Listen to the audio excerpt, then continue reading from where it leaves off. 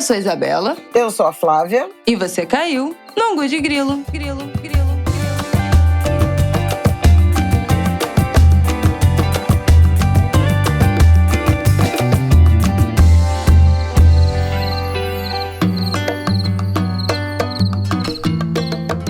Oi, gente! Angu de Grilo 166 no ar. Boa semana pra vocês. Como você está, Flavel? Tô bem, né? Chegando aí no fim do ano. Aquele final de maratona, né? Tenho aí um plantãozito de Natal, uma folguinha de Réveillon, em que eu vou festejar o aniversário de 2 aninhos do meu neto. Gente, meu Deus. E depois viajo para Brasília para posse. Essa semana que passou, eu já fiquei parte dela em Brasília, tudo muito intenso. Tivemos aí essa semana a diplomação, né, do presidente eleito e do vice-presidente.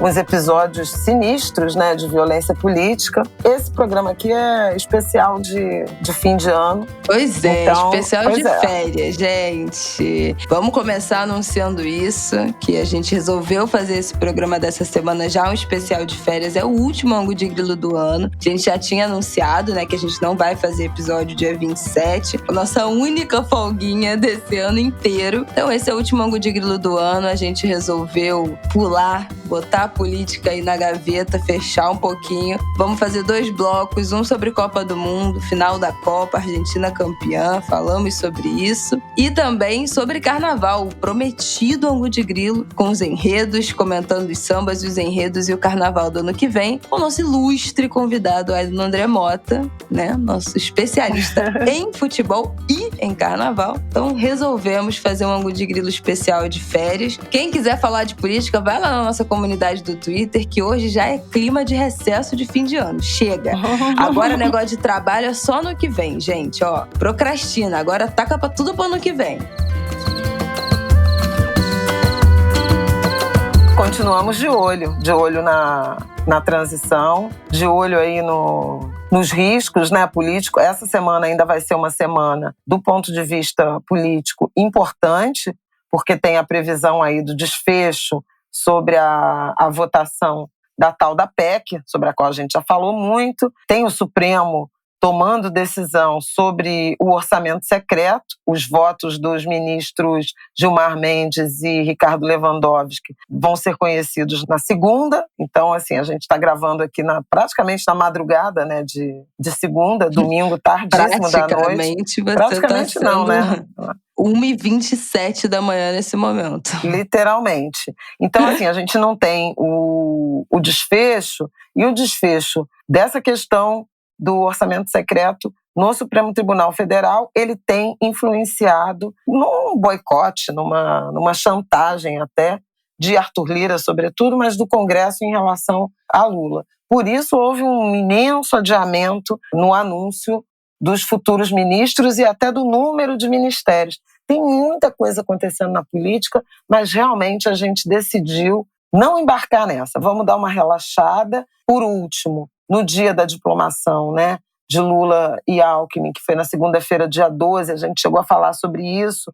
Lula tinha já indicado alguns ministros, né, todos homens, isso está bem falado no Angu da semana passada, mas houve naquela noite Brasília virou uma praça de guerra, né, com bolsonaristas radicais, tacando fogo em ônibus, um código muito da violência, inclusive de terror mesmo, né, de uma atmosfera, de implantar uma atmosfera de terror. A gente viu isso aqui no Rio de Janeiro em alguns momentos, por outros motivos, não por política. E o que saltou aos olhos naquele momento foi que tanto o discurso de Lula quanto o discurso de Alexandre de Moraes foram de uma defesa muito enfática da democracia e, no caso de Alexandre de Moraes, da responsabilização, né, de quem está atacando. E, a partir dali, tinha havido a prisão de um indígena, aliás, ligado ao bolsonarismo, e supostamente aqueles atos de vandalismo, de depredação registrados em Brasília foi em reação à prisão desse indígena, o Sererê Chavante. Mas a polícia de Brasília, num primeiro momento, foi bem, digamos assim, pouco enfática, mas quem assumiu, na verdade, praticamente assumiu o comando, né, e deu uma coletiva, né? Se autoimpossou, foi o futuro ministro Flávio Dino, da Justiça, e com o futuro diretor-geral da Polícia Federal, Andrei Rodrigues. Acho que isso deu uma institucionalidade. Ao longo da semana, Alexandre de Moraes determinou busca e apreensão em vários endereços e figuras ligadas a esses atos golpistas. Apreenderam um arsenal em Santa Catarina, então a gente vê essa correlação da flexibilização das armas à violência política, e é nesse ambiente que a gente está se preparando para a transição, para botar um ponto final, caminhões de mudança que já entraram no Palácio da Alvorada, no Palácio do Planalto, e Paulo Guedes já se mudou da Granja do Torto.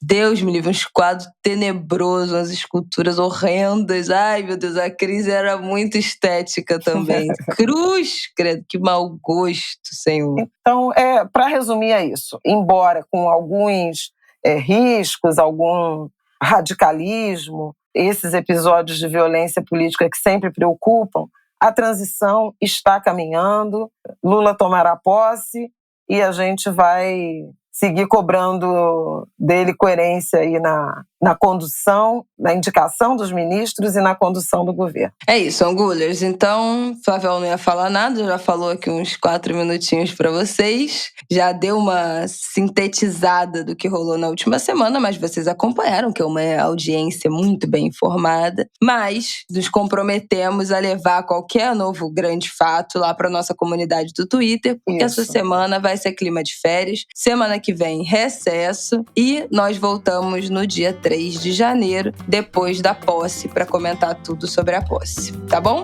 Então, vamos que vamos. Bom, então agora vamos falar de final da Copa do Mundo, jogaço. Fiquei feliz, Messi merecia ganhar uma Copa. Confesso que estava torcendo para a Argentina. Estamos aqui com o nosso convidado especial para falar do ópio do povo neste último Ângulo de Grilo do ano. Ninguém quer falar sério mais, eu não quero mais saber de política de nada. Vamos falar agora de final de Copa do Mundo e no próximo bloco de Carnaval, como prometido. Então, vamos abrir os trabalhos. Adão André Mota, o que achamos dessa final de Copa? Olá, Angulers e Angulers. Um prazer estar aqui, setorista de bobagem, né? Quando fala do governo Bolsonaro, quando fala do extermínio do povo preto, quando fala do machismo, quando fala mal de homem, aí não me chama. Só me chama na hora da bagunça. Mas tudo bem, eu gosto de bagunça. Vamos lá. Agradeça. Bom, a Copa, essa Copa infame, a mais infame de todas as Copas, como eu escrevi num artigo lá no Colabora. Aliás, Angulers, frequentem minhas colunas lá no Projeto Colabora. Pois é, vamos deixar o link aqui embaixo na nossa sinopse, tá, gente? www.projetocolabora.com.br, mas tem lá o link, enfim. A mais infame de todas as Copas ganhou a final mais impressionante, mais empolgante, mais emocionante de todas as Copas. Vocês verem que o mundo não é justo. E aí, assim, um jogo incrível que consagrou o segundo maior jogador de todos os tempos para mim, que é o Messi. Ele só não consegue alcançar o Pelé porque os números do Pelé são inatingíveis. O Messi não vai fazer 1.300 gols, por exemplo. E sepulta uma polêmica que existe muito na minha geração e da Flávia, Isabela, a sua geração não tem muito essa polêmica, que é a polêmica que discute quem é melhor, Messi ou Maradona. Porque o Maradona, que ganhou a Copa de 86, praticamente levando o time da Argentina nas costas, fazendo gols incríveis, o gol com a mão, né, o gol da mão de Deus, e etc., que era um personagem muito sedutor, né, por ser um transgressor, enfim, mais um maluco que um transgressor, mas um maluco adorável, enfim, uma pessoa que guardava todas as contradições do ser humano de uma maneira muito potencializada. Então, ao mesmo tempo que ele admirava Che Guevara e era amigo de Fidel Castro, ele também era amigo do ditador da Arábia Saudita. Enfim, uma pessoa absolutamente contraditória e que é um deus para os argentinos por conta da carga dramática que foi a vida e a morte. Foram a vida por conta da carga dramática que o Maradona teve em vida e até na hora de morrer, né? Que ele morreu muito jovem, com 60 anos. Então, assim, ele é um deus para os argentinos. mas Messi é mais jogador do que ele. Isso já estava provado pela trajetória do Messi em clubes, e aí sela essa disputa, né, essa queda de braço que fica ocupando os debates esportivos, com a vitória da Copa do Mundo, jogando uma barbaridade, fazendo 2 gols, liderando a Argentina aos 35 anos, sem estar no melhor da sua condição física. Ele jogou a Copa toda se cuidando ali, treinando pouco e tudo mais, para conseguir dar o título à Argentina. A Argentina vence nos pênaltis uma França que, apesar de muito desfalcada, entre os desfalques da França, está o melhor jogador do mundo, Benzema, eleito pouco antes da Copa. É verdade. Do Real Madrid, que passou a ser o protagonista do Real Madrid depois que o Cristiano Ronaldo foi embora. E o Benzema não foi à Copa, o Pogba não foi à Copa, o Kanté não foi à Copa, o Pogba... Todo mundo machucado. Todo mundo machucado, a França ainda perdeu 2. Que foi uma característica também dessa Copa por ter sido no final do ano, né? Em fim de temporada. Não? Não é o final do ano, não é o final da temporada, é o meio da temporada. Essa Copa acontece no meio da temporada europeia, que vai de meio do ano a meio do ano. Contrário. Na verdade, as contusões têm a ver com um calendário que é absolutamente exagerado. Quer dizer, o calendário brasileiro não dá nem para falar, né? O calendário brasileiro é quase trabalho análogo à escravidão. O calendário europeu ele é muito desgastante, muito exaustivo. Os jogadores não terão férias, os jogadores voltam. Os jogadores que atuam fora da Europa, que atuam especialmente na América do Sul, terão férias.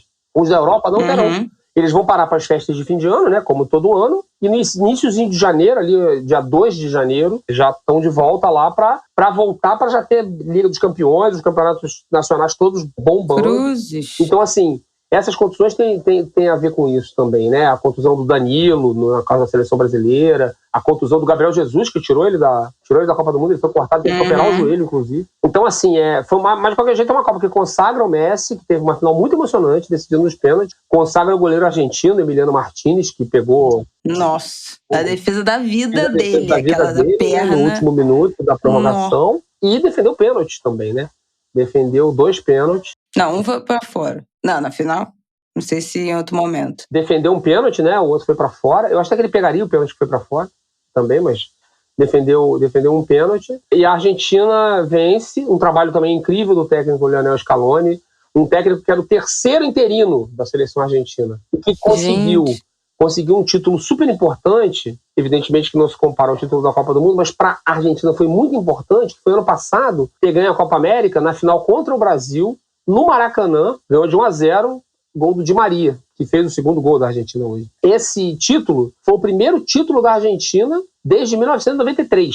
A Argentina cumpriu esse jejum. Aí não é de Copa do Mundo, tá? É 0 título, de nenhuma espécie. Perdendo Copa Américas em casa, o Messi perdendo pênalti, enfim, mil desventuras da Argentina. Um futebol caótico, é preciso dizer isso, o futebol argentino. O futebol brasileiro é um mar de tranquilidade, eficiência e precisão perto do futebol argentino, que é um caos. Vocês vão lembrar, alguns anos atrás, a final da Copa Libertadores entre Boca Juniors e River Plate, quando os 2 principais times, os 2 rivais argentinos chegaram à final da Libertadores, o segundo jogo foi cancelado por causa de uma agressão, né, de uma pedrada no ônibus do River Plate, e a final precisou ser jogada em Madrid, na Espanha, porque foi o único lugar que ver se o povo não ia. Os 2 times conseguiram, que os 2 times concordaram em jogar. E aí é a final de uma Copa chamada Libertadores, que é o campeonato sul-americano, o campeonato continental de clubes da América do Sul. Uma Copa chamada Libertadores, jogada na capital do país colonizador. Não pode ter nada mais surrealista. Libertadores da América diretamente dos opressores da América. O futebol da Argentina é um caos, porque muita gente agora está dizendo assim, o esporte nacional, né, esporte nacional brasileiro, né, de procurar culpados, né, para as eliminações, diz lá que a Argentina é que sabe fazer. Não é verdade que a Argentina sabe fazer. A Copa do Mundo é um torneio de times que não treinam, times que se reúnem, times de ótimos jogadores, mas que não tem tempo de treinar, não tem tempo de se preparar. É um torneio exprimido no calendário dos clubes e que por isso é tão emocionante, porque é um torneio com ótimos jogadores em times que não têm essa estrutura toda e que encontram soluções que muitas vezes são emocionantes. Então, assim, a Copa, na verdade, não é parâmetro para nada. No 7-1, quando o Brasil deixou de ir para a final, né, ele não foi eliminado, deixou de ir para a final, perdendo de 7-1 da Alemanha no Mineirão, muita gente falou que o futebol brasileiro acabou, né? Acabou o futebol brasileiro, tá tudo errado no futebol brasileiro. Tem muita coisa errada, mas tem muita coisa mais errada em outros lugares. A própria Alemanha depois daquela campanha incrível de 2014, quando todo mundo achou que a Alemanha ia dominar o futebol mundial, porque era uma coisa cheia de ciência, cheia de método e etc., a Alemanha foi embora para casa na primeira fase das 2 Copas.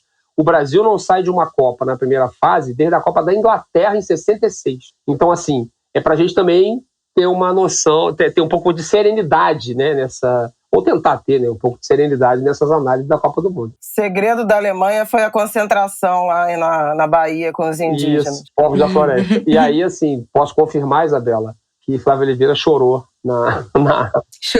pelo Messi.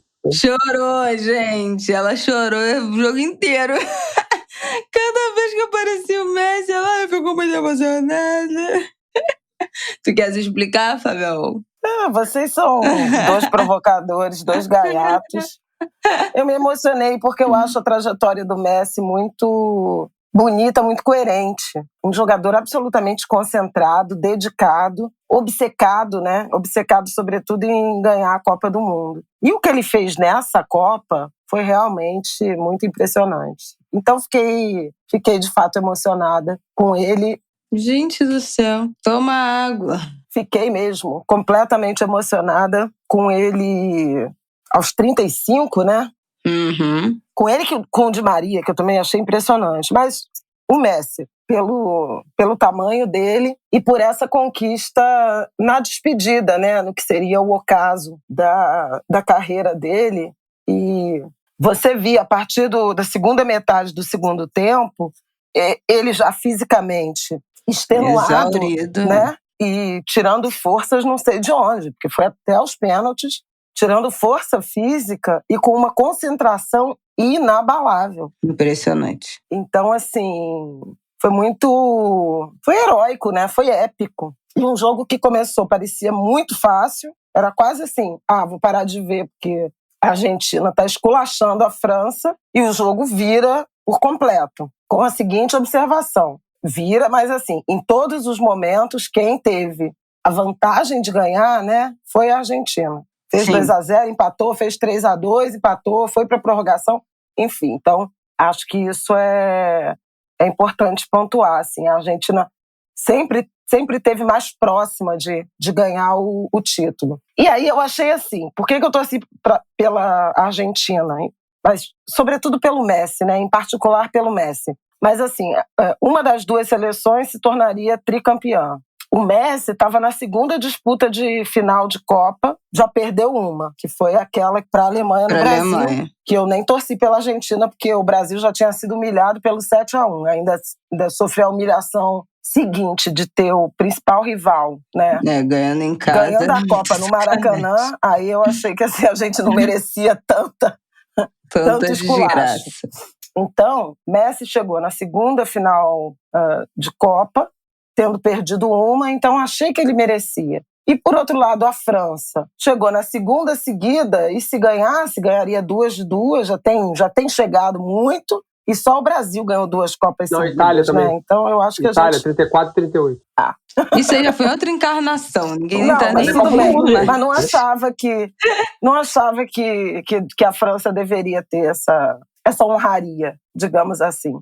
Então, fiquei feliz com esse desfecho da carreira do Messi, que é realmente um jogador assim, eu acho que exemplar, né? O Messi é um cara muito centrado, e ver no fim como ele estava obcecado para ter os filhos do lado dele, né? Ele parecia que só pensava naquilo. O quanto ele foi decisivo na Copa, o reconhecimento dos argentinos, dos colegas, do técnico, né? O técnico fala isso, que quando assumiu, eu estava fiquei vendo vários programas, né, dizendo que ele era auxiliar técnico, né? Então, ele tem uma relação muito boa com os jogadores, porque os auxiliares têm uma relação muito intensa com o jogador. Porque fica antes do treino com os jogadores, fica depois do treino, então é meio que uma coisa meio boleira, né? Então os caras tinham muito, muito afeto, mas em vários momentos ele achou que ia dar ruim. E ele diz num determinado momento que ele chamou o Messi para conversar, para se aconselhar.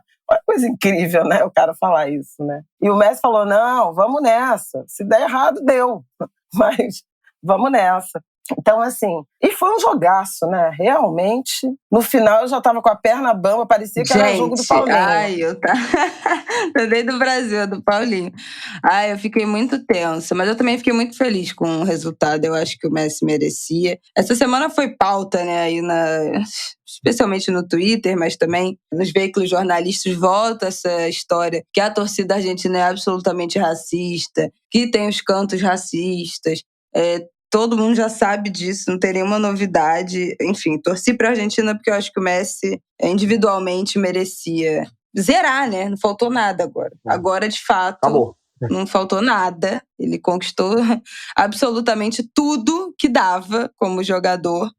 E ele merecia pra fechar. Essa questão da torcida argentina, assim, a torcida brasileira é super racista também. Racista, machista, misógino. Bom, né? Enfim, eu nem entrei nessa pauta no Twitter. E do mundo inteiro. Se a gente for pensar no racismo, na misoginia e tal... Não torce mais pra ninguém, não fala mais de país nenhum, não torce pra time nenhum, não, porque... Desculpa, não era nem pra ver a Copa. Não era nem pra assistir os jogos. O problema é a humanidade. Porque, pelo amor de Deus, né? Mas aí... Uma Copa no Catar. Aí não pode torcer porque a torcida argentina... Sabe, assim... As contradições são tão amplas que não faz sentido. O canto da torcida chama os brasileiros de macaco. Gente, vocês não estão sabendo muito bem o que anda acontecendo no Campeonato Brasileiro. Né? Como assim, amore? Foi outro dia, vocês não lembram daquela doida lá? Não, e todo o resto. Então, assim, isso pra mim... O Celcinho, jogador do Londrina, que lá que tem um cabelo grande, né? O jogador negro do Londrina, foi jogar em Brusque, Santa Catarina, lá o time da Havan, né? Que inclusive para a felicidade geral da parte do Brasil que vale a pena, foi para a Série C. Caiu da Série B para C. Perderam tudo, Angulers. E aí, morando de aluguel na Série C. E aí, assim, Mas eu queria só contar a história do Messi, que é interessante. A economia, a sempre caótica economia argentina, ia inviabilizar a carreira de jogador de futebol do Messi. Porque o Messi apareceu... Ele começou a jogar futebol com 4 anos de idade e já mostrava ser um fenômeno, uma coisa totalmente fora da curva. Gente. Ele jogava aos 4 anos, ele é de Rosário, na Argentina. Ele jogava aos 4 anos, ele jogava com meninos de 8 e jogava muito melhor do que os meninos de 8. Só que ele não crescia. Ele parou de crescer em um determinado momento, porque ele tinha uma deficiência hormonal. Um endocrinologista descobriu isso, que ele tinha deficiência hormonal, e começou um tratamento pago pelos pais do Messi. E os pais do Messi... Não, tinha um plano de saúde que cobria, e aí a crise... Aí com a crise, o pai não conseguiu mais pagar o plano de saúde e aí acabou. Não tinha mais como fazer o tratamento. Nesse momento em que o tratamento parou, o Messi continuava jogando de maneira amadora e tudo, já estava na base do Newell's Old Boys, que é um dos 2 times importantes de Rosário. E aí chegou ao Barcelona a informação de que tinha esse fenômeno argentino que tinha esse problema. O Barcelona procurou o pai do Messi e disse: vem pra cá todo mundo que eu arrumo emprego, dinheiro, tratamento, enfim, o que vocês quiserem. E o Messi foi e o resto é história, né? Hoje o Messi não é mais pobre, como vocês sabem.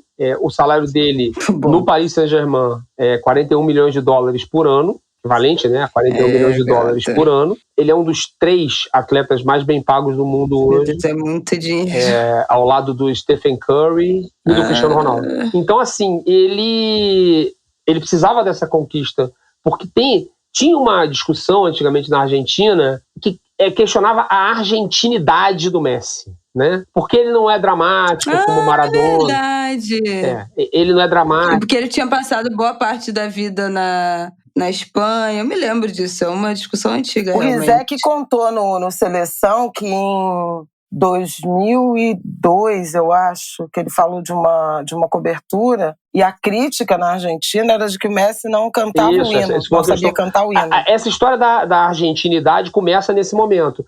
Enquanto o Maradona, super argentino, né, em todos os sentidos, na coisa dramática, visceral e etc., o Messi um frio. Homofóbico, racista, misógino. O Ariel, inclusive, fala do significado, desculpa te interromper, mas Ariel Palacios, né, correspondente, nosso amigo também em Buenos Aires, já habituê aqui do Angu, né, ele fala, inclusive, do sentido simbólico de um cara como o Messi, né, um cara legal, coerente, ético, né, ter essa conquista no sentido de contrapor o significado do Maradona, que é a encarnação de um talento extraordinário, mas com todas essas imperfeições, né, do que a gente chamaria do politicamente incorreto. O Maradona é esse personagem contraditório, né, como a gente falou. E aí o Messi, mas ele tem uma história de infância que é muito interessante para entender essa personalidade dele fria, né, que, enfim,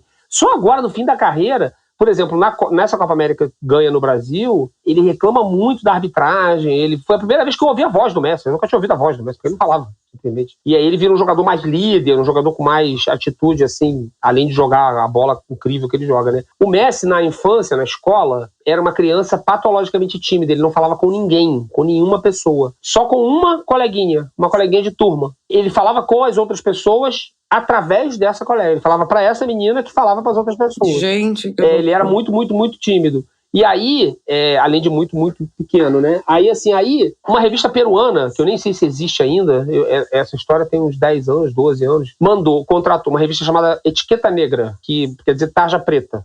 A ideia é essa, como dos remédios, né? Uhum. Essa revista contratou o setorista do Barcelona, um repórter espanhol que cobria o Barcelona onde o Messi jogava, para ele fazer um perfil do Messi gigantesco e mandou esse repórter para a Argentina. E aí esse repórter entrevistou essa menina, que já era adulta, né? Já tem a idade do Messi. Ela hoje tem 35 anos, portanto.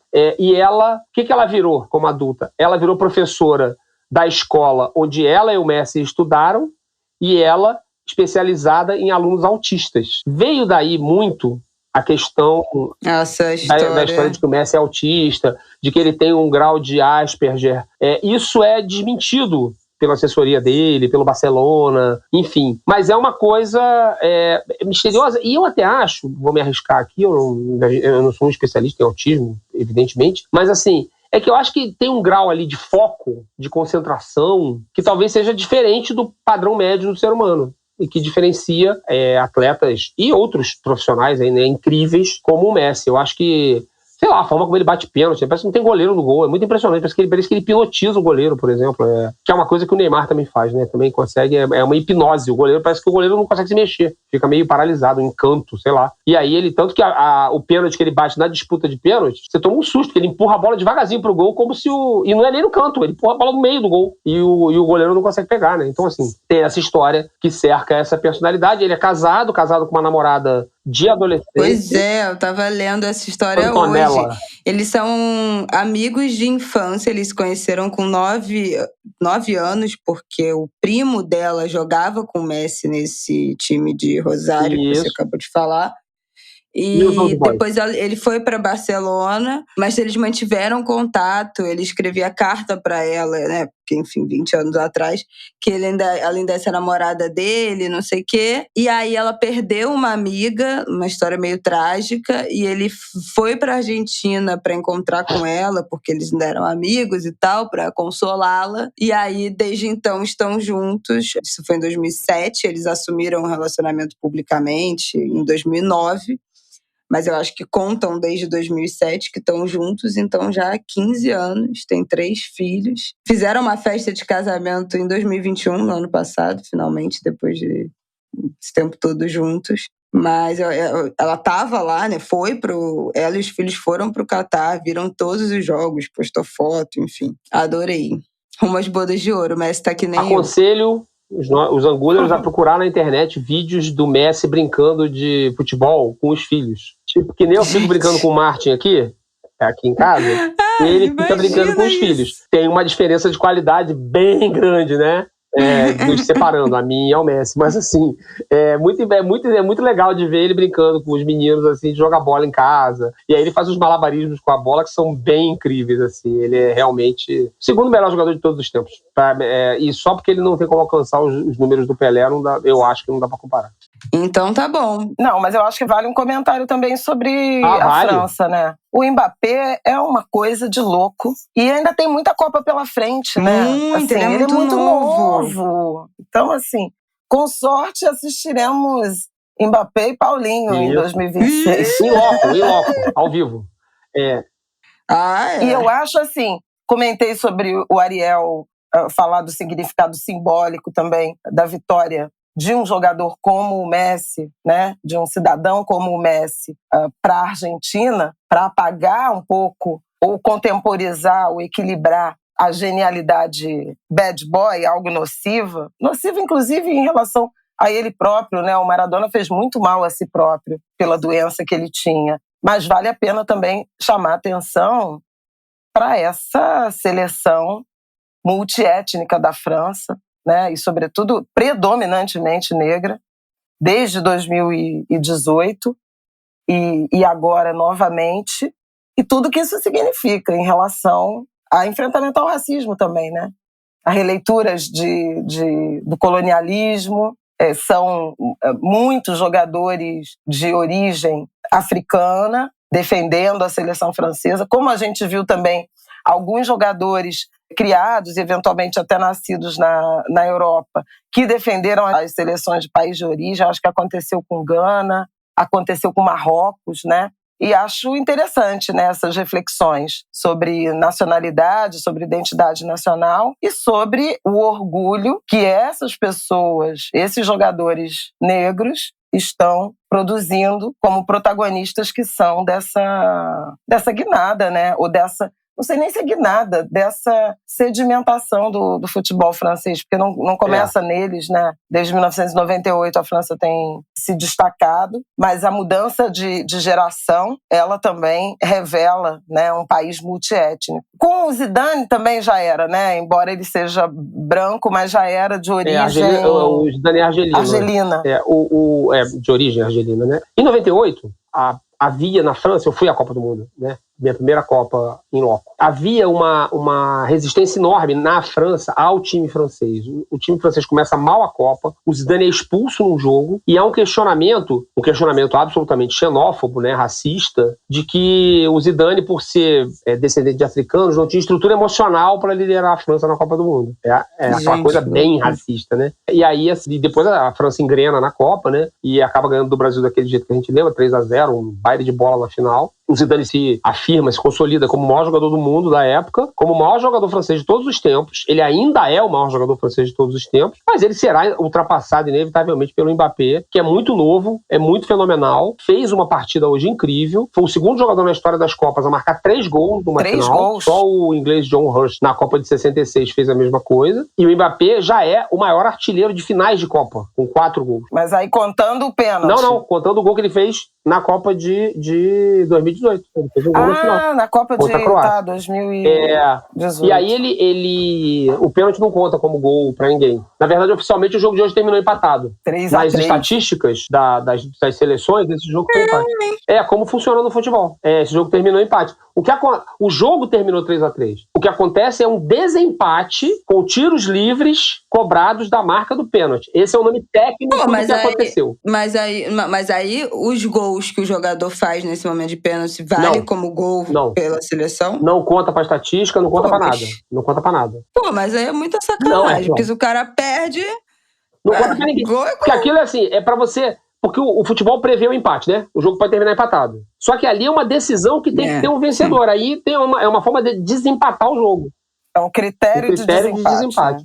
Né? E o Mbappé, ele ainda tem todas as chances de alcançar algo que só Pelé conseguiu, que é ser campeão como jogador de 3 Copas. Há vários jogadores que foram campeões de 2 Copas, né? O Cafu é campeão de 2 Copas, por exemplo.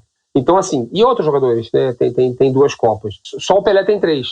O Mbappé, se ganhasse essa, seria a segunda já com 24 anos. Então, ele poderia até passar. Não, ele é muito novo, gente. Mas o Pelé não jogou tanto 62, né? Jogou. Tava lá, entrou em campo. Mas ele não se machucou. O Garrincha não foi muito mais decisivo. Não, aí você tá falando de jogador decisivo, mas o Pelé estava na Copa. Entendeu? Assim, ele jogou a Copa, jogou o primeiro jogo e uma parte do segundo quando ele se machuca. O Mbappé ainda tem uma outra coisa que é um problema do nosso futebol, que talvez seja o grande problema do futebol mundial. Os 2 principais jogadores da final da Copa do Mundo de hoje jogam no mesmo time. Os 2 jogam no Paris Saint-Germain. É muita desigualdade, o Messi e o Mbappé. Isso é foda. É ridículo e a concentração só aumenta. Porque hoje, com a entrada do dinheiro de países como os países do mundo árabe, ditaduras do Oriente, dinheiros de procedência... Agora, o dinheiro russo está meio bloqueado por causa da guerra, da invasão à Ucrânia, né? Mas dinheiro de procedência absolutamente questionável, como o dinheiro dos milionários russos e tudo, isso tudo irriga os times principais da Europa e é tudo milionário, contrata os melhores jogadores por causa disso. O PSG, inclusive, pertence ao Fundo Soberano do Catar.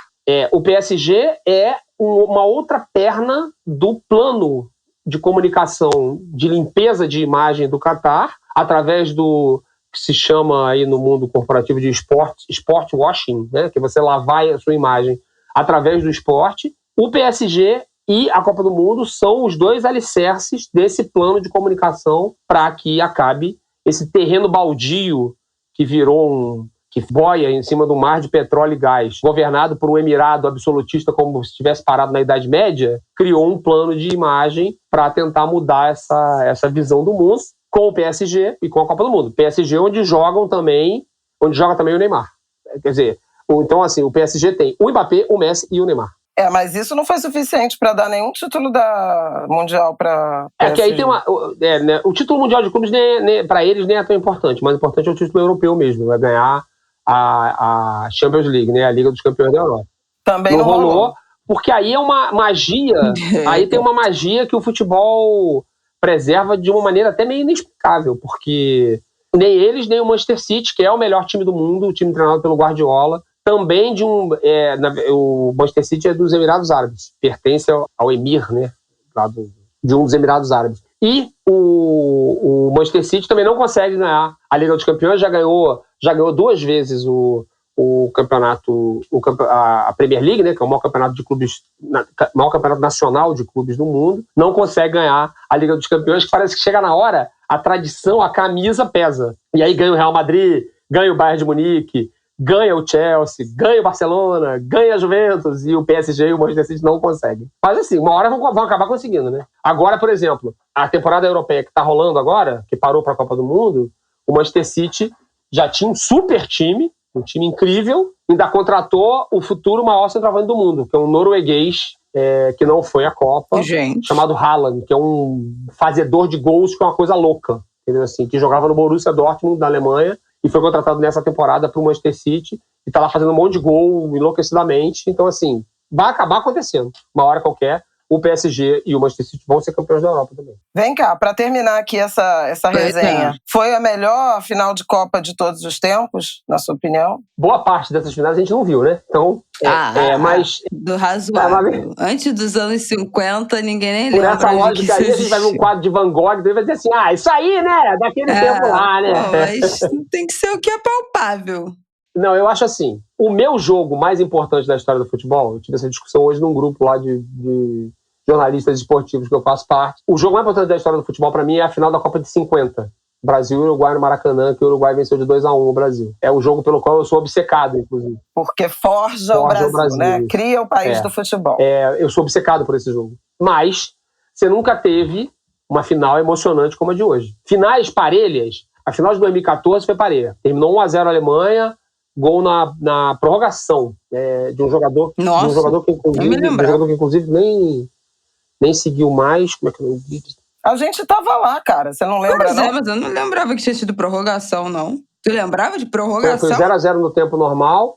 E aí, na prorrogação, a Alemanha faz o gol. O gol do jogador que fez o gol. Foi um novinho, né, o cara. Como era o nome dele, gente? Ele tinha, acho que 19 anos, era o jogador mais novo. Depois sumiu. Mário Götzinho, isso. Enfim, a final de 2014 do Maracanã, né, termina 1-0 a Alemanha, mas não foi um gol do Mário Götze na prorrogação, mas não foi um super jogo. Foi um jogo parelho, disputado, mas não foi um super jogo. Você tem outras finais, a final de 86, lá que o Maradona... O Messi jogou bem, ele ficou muito mal, coitado. Mas não jogou tão bem quanto hoje. Com aquela derrota. A final de 86 também é 3-2. É uma final entre Alemanha e Argentina, né? O Maradona é muito bem marcado, é a Copa do Maradona, o Maradona é muito bem marcado, mas acaba conseguindo num passe incrível pro Burruchaga, que era um outro jogador daquele time, fazer o 3-2. E é muito parecido com hoje. A Argentina abre 2-0, a Alemanha empata de 2-2, parecia que a Alemanha ia virar e a Argentina no contra-ataque faz o gol. Só o desfecho que é diferente, né? Jesus.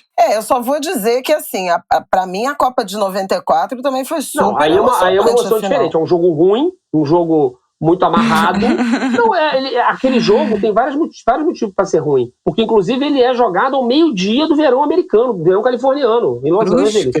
É um calor é um calor desumano. E 2 times que marcavam muito, eram times de muita marcação e de pouca inspiração, né, no ataque. O jogo termina 0-0 e vai para os pênaltis. A nossa, eu acho que a sua lembrança dessa emoção é porque o Brasil estava 24 anos sem ganhar a Copa do Mundo, né? E passando pela decepção de perder, pela dor de perder a Copa de 82. Outra final muito emocionante... Que até hoje não me recuperei. Outra final muito emocionante é a final de 74, quando a Holanda, que é um time que assombrou o mundo, o time do Cruyff, a Laranja Mecânica, como era conhecido, né, em homenagem ao filme do Stanley Kubrick, impressiona o mundo com uma revolução no futebol, né, faz uma revolução no futebol.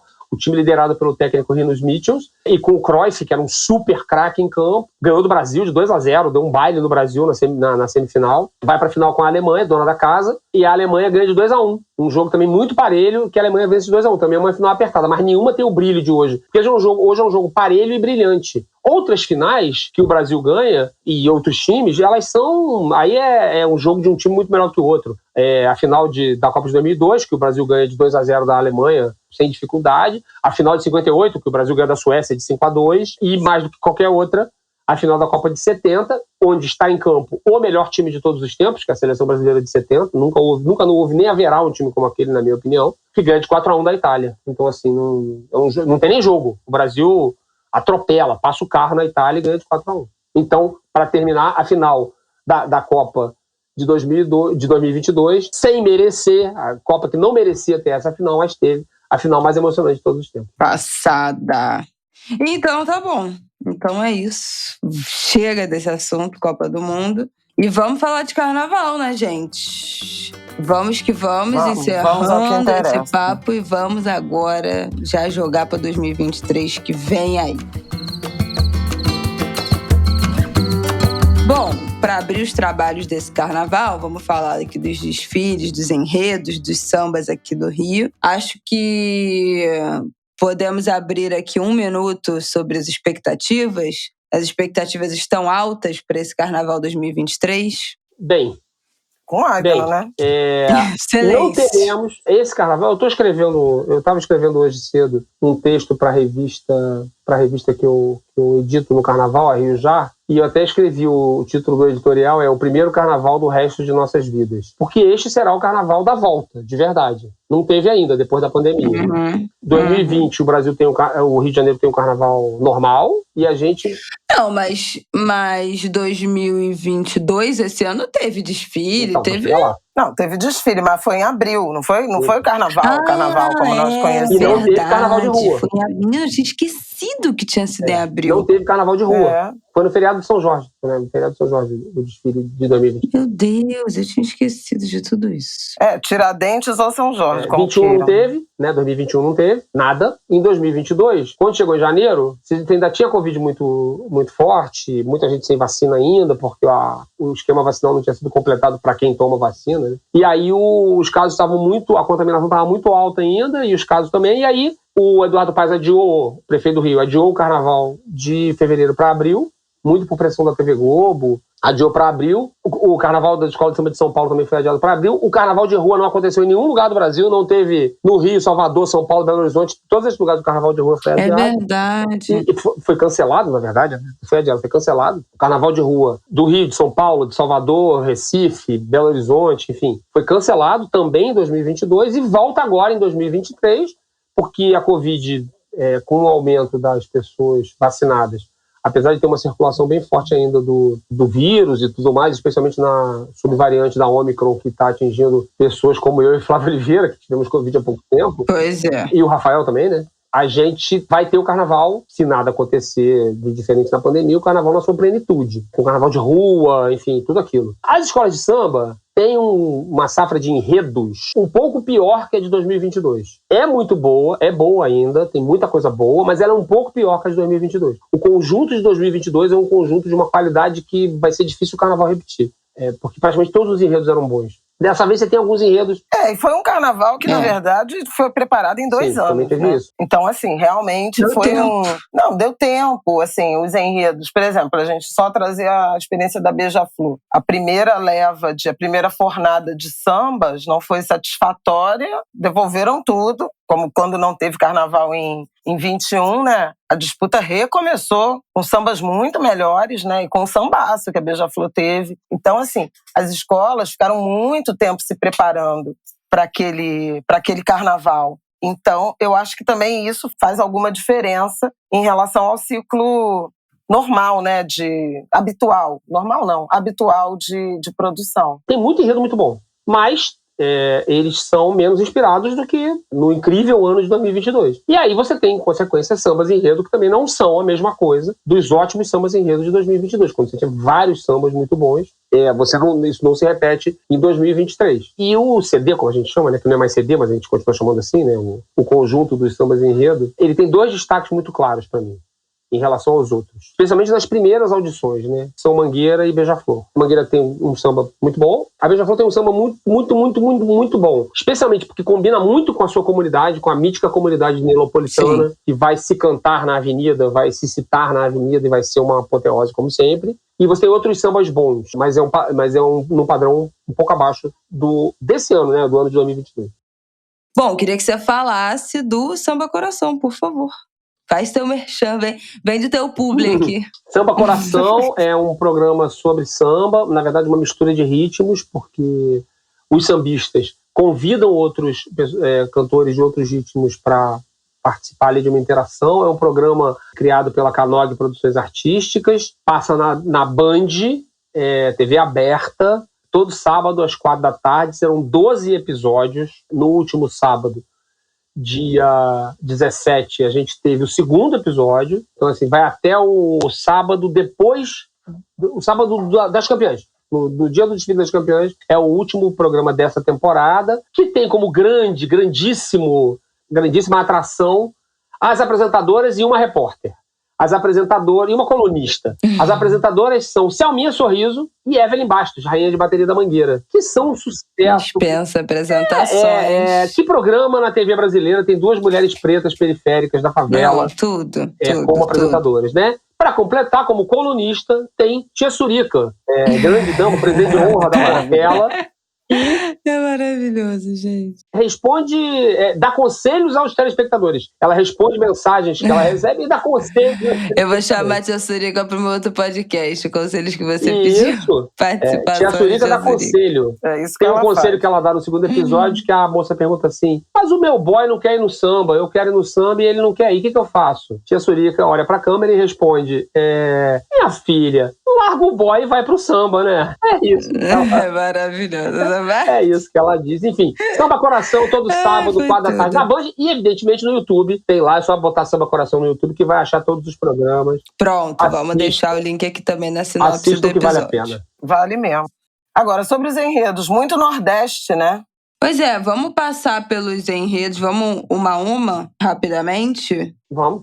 Enredo vamos pela ordem, então, dos desfiles do grupo especial. Império Serrano, abrindo, né? Porque é a escola que sobe, abre o desfile, abre o domingo. Enredo Lugares de Arlindo. Um enredo baseado na música Meu Lugar, do Arlindo Cruz, em uma homenagem a Arlindo Cruz, que, enfim, pretende percorrer aí momentos e lugares que marcaram a carreira do artista. Eu estava ouvindo... Bom, eu tô viciada particularmente em 2 sambas, comentarei mais pra frente, mas passei em outros hoje. E eu gostei do Império Serrano, do muito samba. Bom. Eu gostei bastante. Não é dos meus favoritos ainda, mas... tem pior. O que acontece com o Império Serrano? Primeiro, o Império Serrano sofre da competição contra ele mesmo, né? O Império Serrano é a escola. É o maior auto-boicote, né? A gente tem a volta do Império Serrano, é sempre bom. O Império Serrano tem que estar na elite do samba sempre, uma escola super tradicional, de história linda. É a verdadeira escola progressista do carnaval, criada dentro de um sindicato, que cultiva a democracia de uma maneira obsessiva, que às vezes até se atrapalha por causa dessa intransigência de qualquer processo autoritário. O Império Serrano tem um samba bom, tem um samba interessante, e o enredo, em homenagem a uma figura super importante da sua história, um compositor de vários sambas incríveis, não só sambas enredo, como sambas fora do universo da escola de samba também, o Arlindo Cruz, que hoje está muito doente, né, sofreu um AVC devastador, está assim, em recuperação desse AVC, uma coisa muito penosa, muito dura. Será representado pela família dele, a Babi, ex-porta-bandeira da Mocidade Independente, que hoje até é compositor de samba também, o Arlindinho, filho dele, que é inclusive compositor do samba da Grande Rio, voltar lá no Império Serrano. Então, assim, tem tudo para ser um desfile emocionante. Pelo segundo ano seguido, aliás, na composição do samba da Grande Rio, porque no ano passado também era. O samba do Exu também é dele. Portanto, é um samba bom, mas quando a gente pensa no Império Serrano, a gente espera sempre obras-primas, que o Império Serrano tem um conjunto de obras-primas muito grande, mas é um bom samba. O Império Serrano tem tudo para conseguir cumprir o objetivo, até porque vai se estruturar bem, está com um presidente novo, o Sandro Avelar, está com recursos para fazer o carnaval, tem um bom carnavalesco, que é o Alex de Souza, que deixou o Salgueiro e foi para o Império Serrano. Tem tudo para conseguir ficar no grupo especial, que é o que a escola que sobe almeja, né? Sim, a batalha é essa. Bom, então, segunda escola a desfilar, péssima posição, será a Grande Rio, a atual campeã. Ótima pra gente, que quer ver, né, o desfile cedo, um desfile no horário plausível pra mãe de família. Que é beija-flor. Não, o que eu quero ver, porque, pra mim, assim, com todo respeito à minha escola, que tem um samba excelente também, mas o samba da Grande Rio esse ano não tem pra ninguém. O refrão é da Quitandinha de Herê. É brincadeira, eu estou completamente... Eles falam... Quitander, como já estão falando no Twitter. Tô eretizada, tô 100% Quitander, porque é muito bom o refrão. Hoje o Rafael resolveu ouvir a primeira vez, botou ouvindo o dia inteiro, cantando já o samba o dia inteiro. Martin já tá cantando samba há meses. O samba é muito bom. Quitandinha de Elê. Deixa eu falar o enredo, né? O enredo é Zeca Pagodinho. O título do enredo é O Zeca, o pagode onde é que é, andei descalço, carroça e trem, procurando por xerém pra te ver, pra te abraçar, pra beber e batucar. Então, é um enredo, é uma biografia do Zeca Pagodinho, mas os lugares da vida dele, os lugares em que ele frequenta, os lugares que ele passou. Então... É curioso, porque as duas escolas estão juntas, né? E o conceito, né, a ideia do carnaval... Sim. É muito parecida nos dois casos, né? Sim. São as andanças, são as trajetórias, as travessias desses dois gênios da música, inclusive amigos que são, Sim, né? Juntos, inclusive, nessa noite de homenagem. Eu adoro também Quitandinha de Herê. Gente, é muito bom. Vou desfilar na Grande Rio. Pronto. Fui convidada mais uma vez. Já começou a afropatota do carnaval, vocês já sabem, Angulers. Vem aí. Não, mas é porque eu sou de Irajá, como Zeca. Tive uma conversa na época da elaboração do enredo sobre Irajá, sobre o subúrbio, e essa relação com Cosme e Damião, com essas travessias mesmo, né, dos suburbanos. Mais uma vez, os carnavalescos me convidaram. Então vai ser meu terceiro ano, meu terceiro carnaval seguido na Grande Rio. E você tá dando sorte pra Grande Rio, né? Eu dou sorte onde eu passo, querida. Não é pra Grande Rio. Querida. Desfilei na Viradouro, a Viradouro também foi campeã. Eu tô muito ansiosa pra ver esse desfile, porque Bora Haddad, a dupla Bora Haddad, Gabriel Bora e Leonardo. Não, ao contrário. É Gabriel Haddad e Leonardo Bora. Gabriel Haddad e Leonardo Bora. Troquei. Fizeram últimos carnavais belíssimos, né? Desde Joãozinho da Gomeia, o carnaval do ano passado, quer dizer, do ano passado, desse ano, né? Que foi Exu. Não tem nem palavras, a gente já falou muito, todo mundo viu esse desfile. Então, assim, as expectativas estão muito altas de como é que vai ser esse desfile do Zeca, e ainda por cima com esse samba maravilhoso. Então, gata, as escolas vão ter que correr atrás. Minha beija-flor, inclusive. Queria Ela dizer ama isso. O samba não é unanimidade, não, né? Jura? Entre, assim... Tem gente que acha que ele é pouco elaborado. Eu adoro samba também. Eu também sou uma... Gente, que pouco elaborado. As pessoas são Tem uma loucas. coincidência que as duas escolas que abrem o carnaval, Império Serrano e Grande Rio, falam de dois sambistas super importantes, parceiros em incontáveis sambas, e falam do mesmo jeito. Porque Lugares de Arlindo e lugares de Zeca, na verdade, né? Porque é por onde o Zeca passa, né? É uma busca pelo Zeca nos lugares por onde ele passa. Tem Irajá, da Flávia Oliveira, por isso o convite. Aliás, Isabela, eu quero interromper aqui o Angu de Grilo para fazer uma comunicação. Eu vou largar o jornalismo e vou virar agenciador de Flávia Oliveira nas escolas de samba. Apoio de destaque, Não. Eu quero agenciar presença, é diferente. Eu vou abrir um leilão entre as escolas, porque são tantos convites que eu vou leiloar a presença da pessoa, entendeu? Gente, a maratona tá difícil. Eu tô ficando mais velha, eu fico muito cansada. Eu tô cada vez mais cansada, mas... Não parece, porque não reduz. Aí, assim... Cada ano se desfila em mais escola, que cansaço. Não, tem outras escolas assim, mas será que não dá?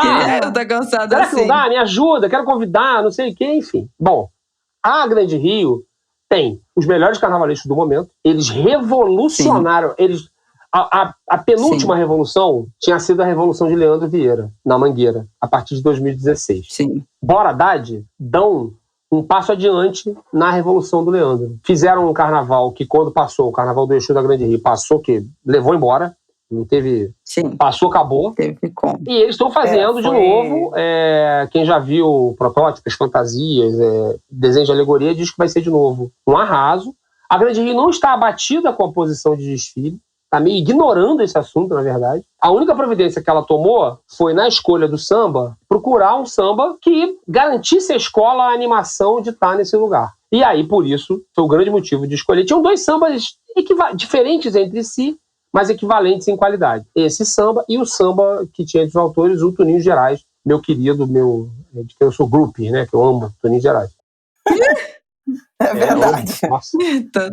O Aida não vai atrás do Toninho de Gerais, onde quer que ele E aí, assim, o samba do Toninho Gerais assinado era um grupo, né, como sempre, mas tinha o Toninho Gerais entre os autores, era muito bom também, mas a escola escolheu a Quitandinha de Herê e é um sucesso. Isso que você está vivendo, Isabela, é o que se comenta no carnaval inteiro e no mini desfile na cidade do Centro. Então, está um bastidor para contar. O mestre de bateria da Grande Rio, o mestre Fafá, Fabrício Machado. Maravilhoso. Um abraço para ele, um artista incrível, jovem, enfim, uma pessoa super bacana. Não sei se ele ouve o Angu, mas alguém vai dar um recado para ele, de que ele tem aqui fãs apaixonados. Ele dá um andamento muito cadenciado pro samba. É absolutamente cadenciado, devagarzinho, uma delícia. Seu balance. Pô, muito bom. Gente, Angu, os presidentes da escola, assim, ficam pedindo para ele mudar o andamento, andar mais rápido, fazer um pouco mais acelerado e tal.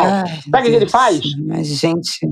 Ele diz que vai fazer. Ele diz, não, ele não ignora, não. Ele diz que vai fazer e não faz. É diferente de ignorar. Não, pode deixar que eu vou fazer. Aí na hora ele faz do mesmo jeito. E aí, assim, eu só ouvi, assim, digamos assim, ao vivo, né? No mini desfile na Cidade do Samba, que foi no fim de semana do meu aniversário e do Dia Nacional do Samba. No primeiro fim de semana de dezembro. Que eu estava com Covid. E o samba é uma delícia no andamento que o Fafá determinou. É uma delícia. Não tem que fazer nada. A Grande Rio vai desfilar muito bem e vai disputar o bicampeonato. Agora, eu queria fazer essa observação, porque o álbum inteiro está com uma outra cadência. Lembra muito as gravações dos anos 80. Uma delícia de ouvir esse ano. Num ritmo, né? Numa cadência que você samba gostoso. Não é aquela aceleração. Eu me senti ouvindo o álbum de 1980, por exemplo. E eu fiz esse comentário no Twitter. E Mestre Fafá botou, porque samba enredo é isso, não sei o quê. Aí eu saquei que ele tá numa cruzada por uma mudança, por uma nova... Ou, na verdade, não uma nova, né? Pelo resgate do que é efetivamente, do que costumava ser e deveria ser o andamento do samba enredo, porque acelerou demais, né, nos últimos tempos, assim. Então, assim, você quase nem conseguia respirar e cantar, e você ouve muito direitinho, muito lindamente o samba, e a cadência caiu muito bem na Grande Rio, mas todos estão. A direção musical desse ano foi um trabalho de... Pô, finalmente, né? Porque esse trazer último foi trás, uma né? vergonha. Deu o álbum do ano passado ficou muito ruim mesmo. Meu Deus do céu. Cruz. Mas assim, o próprio Neguinho também, a gente não chegou na Beija-Flor, mas ele imprime um jeito de interpretar o samba de outros carnavais. É uma coisa muito firme, sem firula, sei lá, eu achei até meio, com toda a reverência, meio jamelão, assim, uma coisa muito retrô, sabe? Tô muito empolgada. Bom, vamos acelerar aqui nossa lista, que senão a gente vai ficar aqui até depois de amanhã. Mocidade Independente de Padre Miguel. Terceira escola a desfilar com o enredo Terra de Meu Céu, Estrelas de Meu Chão, que vai levar para a avenida o legado de artistas do Alto do Mouro, discípulos do artesão Mestre Vitalino. Acho que a gente já tinha comentado aqui, porque a gente fez um pop-up carnaval com alguns meses atrás, com alguns enredos que já tinham sido decididos. Eu gostei do samba, achei um samba ok. Mas eu gostei, não foi um samba que me incomodou, não. Também não me incomodou, não. Eu acho até que tá sendo... Eu acho que estão criticando, assim, o samba da Mocidade. Eu não acho que é tão trágico. Mas no ano passado foi aquele Oxóssi, né? Aí não, foi muito... não dá pra competir, entendeu? Esse que é o problema. Muito bom. Do Martinico. Melhor samba do ano. Foi difícil tirar da cabeça do Martinico. Passado... pois é. Foi o melhor samba do ano e ganhou o estandarte. Desse ano, né? 2022. Ganhador, inclusive, do estandarte de ouro. É um samba ok e um excelente enredo, a princípio. Então, acho que há alguma expectativa. Tá indo bem? Tem dinheiro? O barracão tá andando? Não. É a escola que tá mais complicada com isso, inclusive circulou nas redes sociais. Eita! Na semana do mini desfile, circulou nas redes sociais uma carta anônima, né, atribuída a torcedores da Mocidade, um grupo de torcedores da Mocidade, dizendo que o barracão estava parado, que não tinha nada, todo mundo se recebeu salário de novo, a Mocidade repetindo os erros que comete todo ano, vem cometendo todo ano, que jogam a escola num problema muito grave e que é o problema mais grave do carnaval, que é a questão da precarização dos trabalhadores, sobretudo. O carnavalesco Marcos Ferreira, jovem talento, campeão com a Viradouro em 2020, com o enredo das ganhadeiras de Itapuã, junto com o Tarcísio Zanon. O Marcos deixou a Viradouro, né, onde ele fazia dupla com o Tarcísio ficou na Viradouro, o Marcos saiu da Viradouro, foi para a Mocidade, com a promessa de que tudo aconteceria certo, porque se vocês lembrarem, o enredo sobre Oxóssi, do excelente samba do Arerê com Morodé, que tem entre os autores o Carlinhos Brau, inclusive, ele foi o único ponto que se salvou de um desfile trágico da Mocidade, com os carros todos... gente! Tudo quebrado, tudo, enfim, tudo por terminar. Não é culpa do responsável pela produção das alegorias e das fantasias, que naquele momento era o carnavalesco Fábio Ricardo. Ele não teve culpa. A escola não proveu a estrutura necessária para a construção desse carnaval e parece estar cometendo esse erro novamente. Eu tive uma conversa com o diretor de carnaval, né, na Cidade do Samba, o Marquinhos Marino, uma figura adorável, um profissional dos mais competentes do carnaval, e ele me tranquilizou, e eu até aproveito aqui para tranquilizar os angulers, seguidores da Estrela Guia, né, da Zona Oeste, como Jéssica Batão, por exemplo, né, uma famosa torcedora da Mocidade Independente de Padre Miguel, o Famato, outro famoso, mas o Famato sabe melhor do que eu até. Mas, enfim, o Marquinhos Marino me disse que foi uma questão de fluxo de caixa e que a entrada da segunda parcela do patrocínio da TV Globo, né, da compra de direitos, né, da TV Globo, né, o dinheiro relativo à compra de direitos de transmissão, resolveria o problema. Então, assim, tem-se uma esperança de que o Barracão da Mocidade vai começar a andar finalmente, e aí o carnaval vai ser feito com esse bom enredo e esse samba que também tá ali no pelotão médio do carnaval, na minha opinião. Beleza. Então, próxima escola, Unidos da Tijuca, é onda que vai, é onda que vem, serei a Bahia de todos os santos, a se mirar no samba da minha terra. Enredo desenvolvido pelo carnavalesco Jaque Vasconcelos, que vai levar a Bahia para a avenida. 2 escolas, né? Super injustiçado no ano passado. Menos de Bahia. Não tem mais. Falar dos... Quê? Mangueira também é Bahia. Então, 2 escolas. E Beija-Flor tem Bahia também. Beija-Flor também. Eu tenho uma coisa no samba da Tijuca que eu gosto, que é Vantuí e Vicky Tavares puxando juntos. Pai e filha. Pra mim foi uma combinação que deu absolutamente certo nesse último carnaval, que o samba da Tijuca era muito bom, que era do... O desfile foi excelente, a lenda do Guaraná. Isso, do Guaraná. Foi muito injustiçada a Tijuca. Esse negócio de herê também. Isso. Era muito bom. A Vicky foi muito bem puxando. Então, acho que só isso já dá uma crescida no samba. Mas que também me pareceu bem genérico, assim. É um enredo que também, né, não é uma grande novidade, assim, ou revolucionário, né? Bom, a Tijuca, muito injustiçada no passado, fez um desfile ótimo, era pra estar nas campeãs. Tinha gente nas campeãs que também acho. não merecia estar, e ela acabou não indo. Aí, por conta dos bastidores desse júri, enfim, precisa de muita mudança. E não só por causa disso, como, se vocês lembrarem, o júri do Carnaval tirou pontos em 2022 dos sambas de Mocidade e de Grande Rio. A Grande Rio não teve, a Grande Rio teve 3 notas diferentes de 10, uma barbaridade, entendeu? Assim, pra demitir todo mundo. Mas, enfim. A Tijuca renovou o contrato com o carnavalesco Jaque Vasconcelos, que cumpre uma carreira cada vez mais sólida, desde que... Ele não é um carnavalesco dos mais jovens, né? Ele já tem uma certa estrada no carnaval, mas ele explode no carnaval de 2018, na Tuiuti, o carnaval do Meu Deus, foi extinta a escravidão, um carnaval de protesto, em torno dos 130 anos da Lei Áurea, enfim. Bem com esse enredo sobre a Bahia de Todos os Santos, é um tema muito carnavalesco que rendeu um bom samba para Tijuca e que tem, Isabela, você tem toda a razão. Você não sente frio, está coberta de razão, né? Tem o Vantuir, que é um cantor excelente, dos melhores cantores do carnaval, já muito tradicional, um veterano, que traz com ele agora a filha, a Vicky, ganhadora do Estandarte de Ouro de Revelação em 2022, e que é uma cantora incrível. Eu sou um dos roteiristas do novo programa de carnaval da Band, né, o Samba Coração, e a Vicky foi 2 vezes ao programa. Foi ao programa de estreia e foi agora no programa, no episódio número 5, se eu não me engano. Que é o episódio no qual está a bateria da Tijuca. Ela é uma cantora, é uma força da natureza, uma cantora espetacular, que inclusive vai certamente, ela é muito novinha ainda, parece até o Mbappé, uma força da natureza muito novinha. Vai cumprir uma carreira certamente muito além das fronteiras das escolas de samba, que é uma coisa muito rara, né? Os cantores do carnaval, por preconceito, racismo, etc, não conseguem, na sua maioria, romper a barreira do mundo do carnaval, né?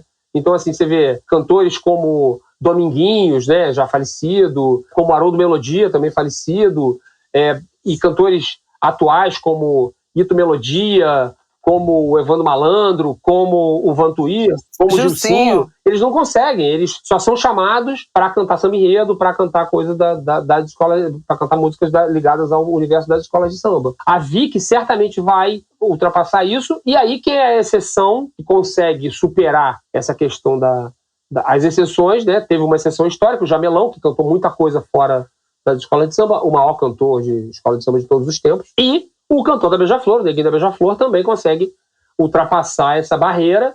Eu acredito que a Vicky tem muito potencial para também virar uma cantora de outros gêneros, seja de samba, seja de MPB. Ela é um talento realmente incrível. E a Tijuca tem a sua estrutura, tem o Mestre Casagrande, tem uma boa estrutura Tem quesito de chão da escola, com o Fernandinho Costa como diretor de carnaval, também está lá há muitos anos. É uma escola que pode brigar por uma vaga nas campeãs. O que atrapalha a Tijuca é que às vezes também falta dinheiro. Então, assim, mas eu acredito que dessa vez a coisa parece estar mais bem estruturada, então ela pode realmente brigar por uma vaga nas campeãs. Bom, só... Próxima escola a desfilar, Acadêmicos do Salgueiro, com o enredo Delírios de um Paraíso Vermelho, que apresentará um enredo sobre a liberdade de expressão. Bom, o enredo já era ruim, o samba ajudou a piorar, que aí a gente pode dizer que tá aí talvez o pior samba desse carnaval. Cruzes. Tu não acha? Tu tá brincando? O pior samba desse... Não acho que tá entre os melhores. Mas acho que o Salgueiro vai desfilar. Não, o Salgueiro vai desfilar. Salgueiro Porque se tem uma escola que é capaz de Salgueiro... desfilar um enredo Banana Não Tem Caroço desse, é o Salgueiro. Que desfila essas coisas, assim. Essas coisas, tema livre, quase. Mas o samba é muito ruim, gente. Não, assim, não dá. O samba tá sendo zoado na verdade, há algum tempo já. Tá todo mundo zoando. Eu acho cruel, até falei com alguns amigos salgueirenses, porque teve uma confusão com o enredo. Em tese ia ser o Joãozinho 30, e aí meio que mudou no meio do caminho. A escola se perdeu um pouco no enredo. E aí, obviamente, se o enredo não tá claro, se o enredo é confuso, difícil o samba... É uma pernada...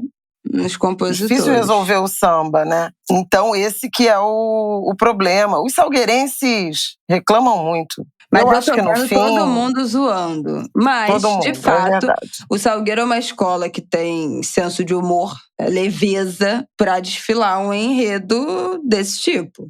Não terá sido a primeira vez. E vamos ver no fim se não vai acabar saindo uma homenagem ao João e vai ser mais compreensível. Você não acha, não? Bom, eu acho o seguinte, o Salgueiro contratou o carnavalesco Edson Pereira, que era da Vila Isabel, fez o enredo do Martim da Vila em 2022, que foi decepcionante, né? A Vila Isabel esperava disputar o título e ela acabou ficando em quarto lugar, merecidamente. Foi muito pior que Beija-Flor e que Grande Rio, e pior até que a Viradouro, que também não foi um desfile absolutamente empolgante. E ele foi, pro lugar dele na Vila Isabel foi o Paulo Barros, e ele foi pro Salgueiro no lugar do Alex de Souza. Parecia ser um enredo sobre o João, mas aí eu já tive com ele algumas vezes e ele me disse, não é sobre o João, é uma coisa que fala do pecado, tem uma discussão lá de inferno e tudo mais. E aí os sambas não foram bons. O Salgueiro é uma escola que tem tradicionalmente problemas com o samba enredo. É difícil o Salgueiro acertar o samba enredo, é sempre uma questão lá pelos lados da Tijuca, mas é uma escola que tem quesito. É uma escola que tem um casal de Messalha e Porta-Bandeira que está entre os melhores da festa, de Cleia Marcela. É o casal que tem o Emerson Dias, que inclusive vai fazer uma coisa, o Salgueiro está fazendo uma coisa muito bonita, porque o Quinho, puxador tradicional da escola, está doente, né, está com câncer, mas está tratando a doença, mas não está com toda a sua capacidade para cantar, e cantar na avenida é uma coisa muito física, né? Então assim, tem que estar com a saúde muito em dia para conseguir sustentar, levar o samba na avenida. E aí o Salgueiro está amparando, né, está cuidando, custeando, enfim, ajudando o Quinho no tratamento, e o Emerson Dias vai estar com ele ao lado da avenida, mas o samba será conduzido pelo Emerson. E aí o Salgueiro tem esse adversário, o samba realmente não é bom, apesar da escola estar cantando muito com muita força no ensaio de rua. Essa é uma questão que o Salgueiro, como o Salgueiro frequentemente tem problema com o samba, inclusive no ano que o Salgueiro tem um samba incrível, como 2019, aí vem a Mangueira com um samba ainda mais incrível e ele não, quer o samba sobre Xangô, né? E aí ofusca, né? O ótimo samba do Salgueiro. Mas, realmente, vamos ver. É um samba mais fraco, mas o Salgueiro vai ali brigar por vaga nas campeãs, como sempre. Como sempre, pois é. Eu levo sempre fé no Salgueiro. Tem umas questões sempre de desenvolvimento de enredo. O Salgueiro é outra escola que se sabota, mas né? É uma escola muito potente, gente. O Salgueiro salgueira na hora de desfilar. A gente já falou isso aqui. A escola tem tudo para dar certo, chega na hora do desfile, estoura o tempo, abre buraco, quebra carro. Também rola uma autossabotagem em alguns. Tem já muita aconteceu. Política também. Bom, vamos para a próxima. Última escola de domingo. Mas eu sou apaixonada pelo Salgueiro. Estação Primeira de Mangueira, com o enredo As Áfricas que a Bahia Canta. Enredo dos carnavalescos Anique Salmon e Gui Estevão, que vai destacar o protagonismo feminino e a musicalidade baiana baseado nos cortejos afro e um samba maravilhoso. Samba também muito bom da Mangueira. E a Mangueira com tudo novo, né? Sem o Leandro. Né? Depois muitas coisas pra gente observar. De uma trajetória muito vitoriosa, né? Que o Leandro teve. Leandro foi campeão logo no primeiro ano, com Maria Bethânia. Foi campeão também em 2019, mas entregou muitos desfiles, muitos momentos inesquecíveis, né? Para Sapucaí, como a Aida não falou, protagonizou aí a última revolução do carnaval. Tudo bastante novo na Mangueira, acho que tem uma expectativa grande, não sei o que a Aida não acha, mas acho que a expectativa é muito grande em relação à escola,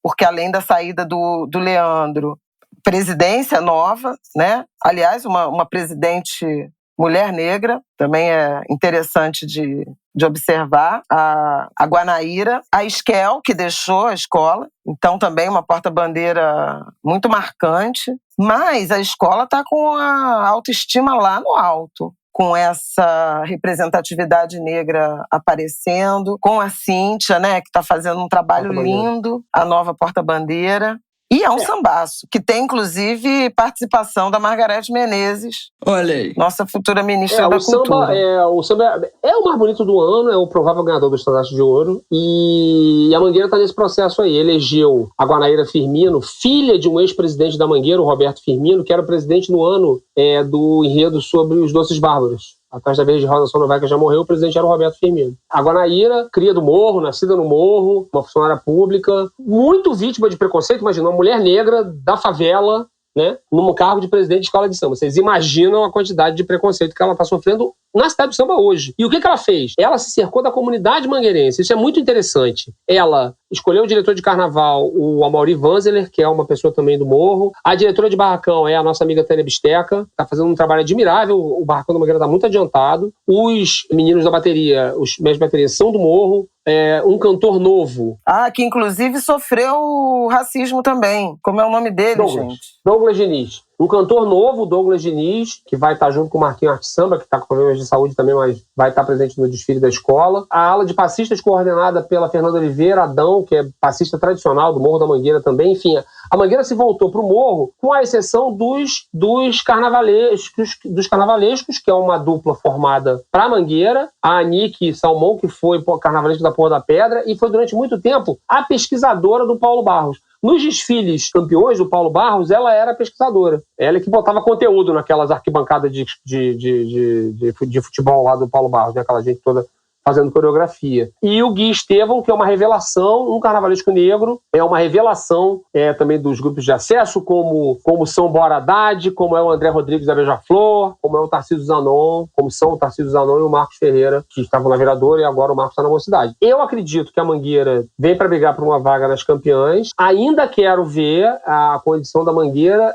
de brigar com as escolas muito ricas do carnaval. As escolas mais ricas do carnaval que têm mais dinheiro para comprar a estrutura necessária para ganhar o carnaval. Então a Mangueira vai ter esse adversário, mas a Mangueira já superou essa questão algumas vezes. A própria era Leandro na Mangueira foi de pouco dinheiro, de nenhum dinheiro. E a Mangueira foi campeã 2 vezes com o Leandro. Então, isso não é um adversário, na verdade, para a Mangueira. É uma questão que a Mangueira tem que superar. E ela tem todas as condições de superar. Bom, então vamos para o segundo dia de desfile. Quem vai abrir é Paraíso do Tuiuti, com o enredo Gangueiro da Cara Preta. Fala sobre a chegada dos búfalos ao Brasil, na ilha de Marajó, no Pará, que inspirou uma manifestação cultural na região. Enredo assinado por Rosa Magalhães e João Vitor Araújo. Eu ouvi o samba, mas eu não me lembro. Outro jovem também. É um bom samba, é um dos bons sambas. Ele tá ali logo abaixo de Mangueira e Beija-Flor, na minha opinião. A Tuiuti, se a gente for olhar a regra não escrita do carnaval, depois da queda da São Clemente ano passado, a Tuiuti seria a bola da vez. Ninguém sabe disso melhor que o presidente Renato Thor, presidente da Tuiuti. Que é bom a gente lembrar que em 2017 a Tuiuti teve aquele acidente, né, que matou a Lísia Carioca e feriu gravemente algumas pessoas na Sapucaí, né, com o carro alegórico que bateu na grade, etc. A Tuiuti se reinventou, né? Depois daquilo, virou uma outra coisa e está se mantendo no grupo especial já há muito tempo. E aí o presidente Renato Thor continua fazendo dever de casa. Que dever de casa é esse? A Mocidade parou de pagar o Vander Pires, ele foi lá e contratou o Vander Pires, um dos grandes cantores do carnaval. Já tinha contratado. Nossa, das coisas mais emocionantes dos últimos tempos foi ouvir Vander Pires cantando os sambas da Tuiuti. Aliás, ontem, no fim de semana, foi com a Beija-Flor, né? Eles estiveram no ensaio de rua de Nilópolis. Gente, Vander Pires cantando esse Meu Deus, está extinta a escravidão é qualquer nota, viu? Tá muito bonito, ele tá muito bem, ele tá super feliz. O mini desfile muito também. Bem, muito bem a escola. Nossa, a escola tá também tem. Como diz a Alexa, o Vander Pires.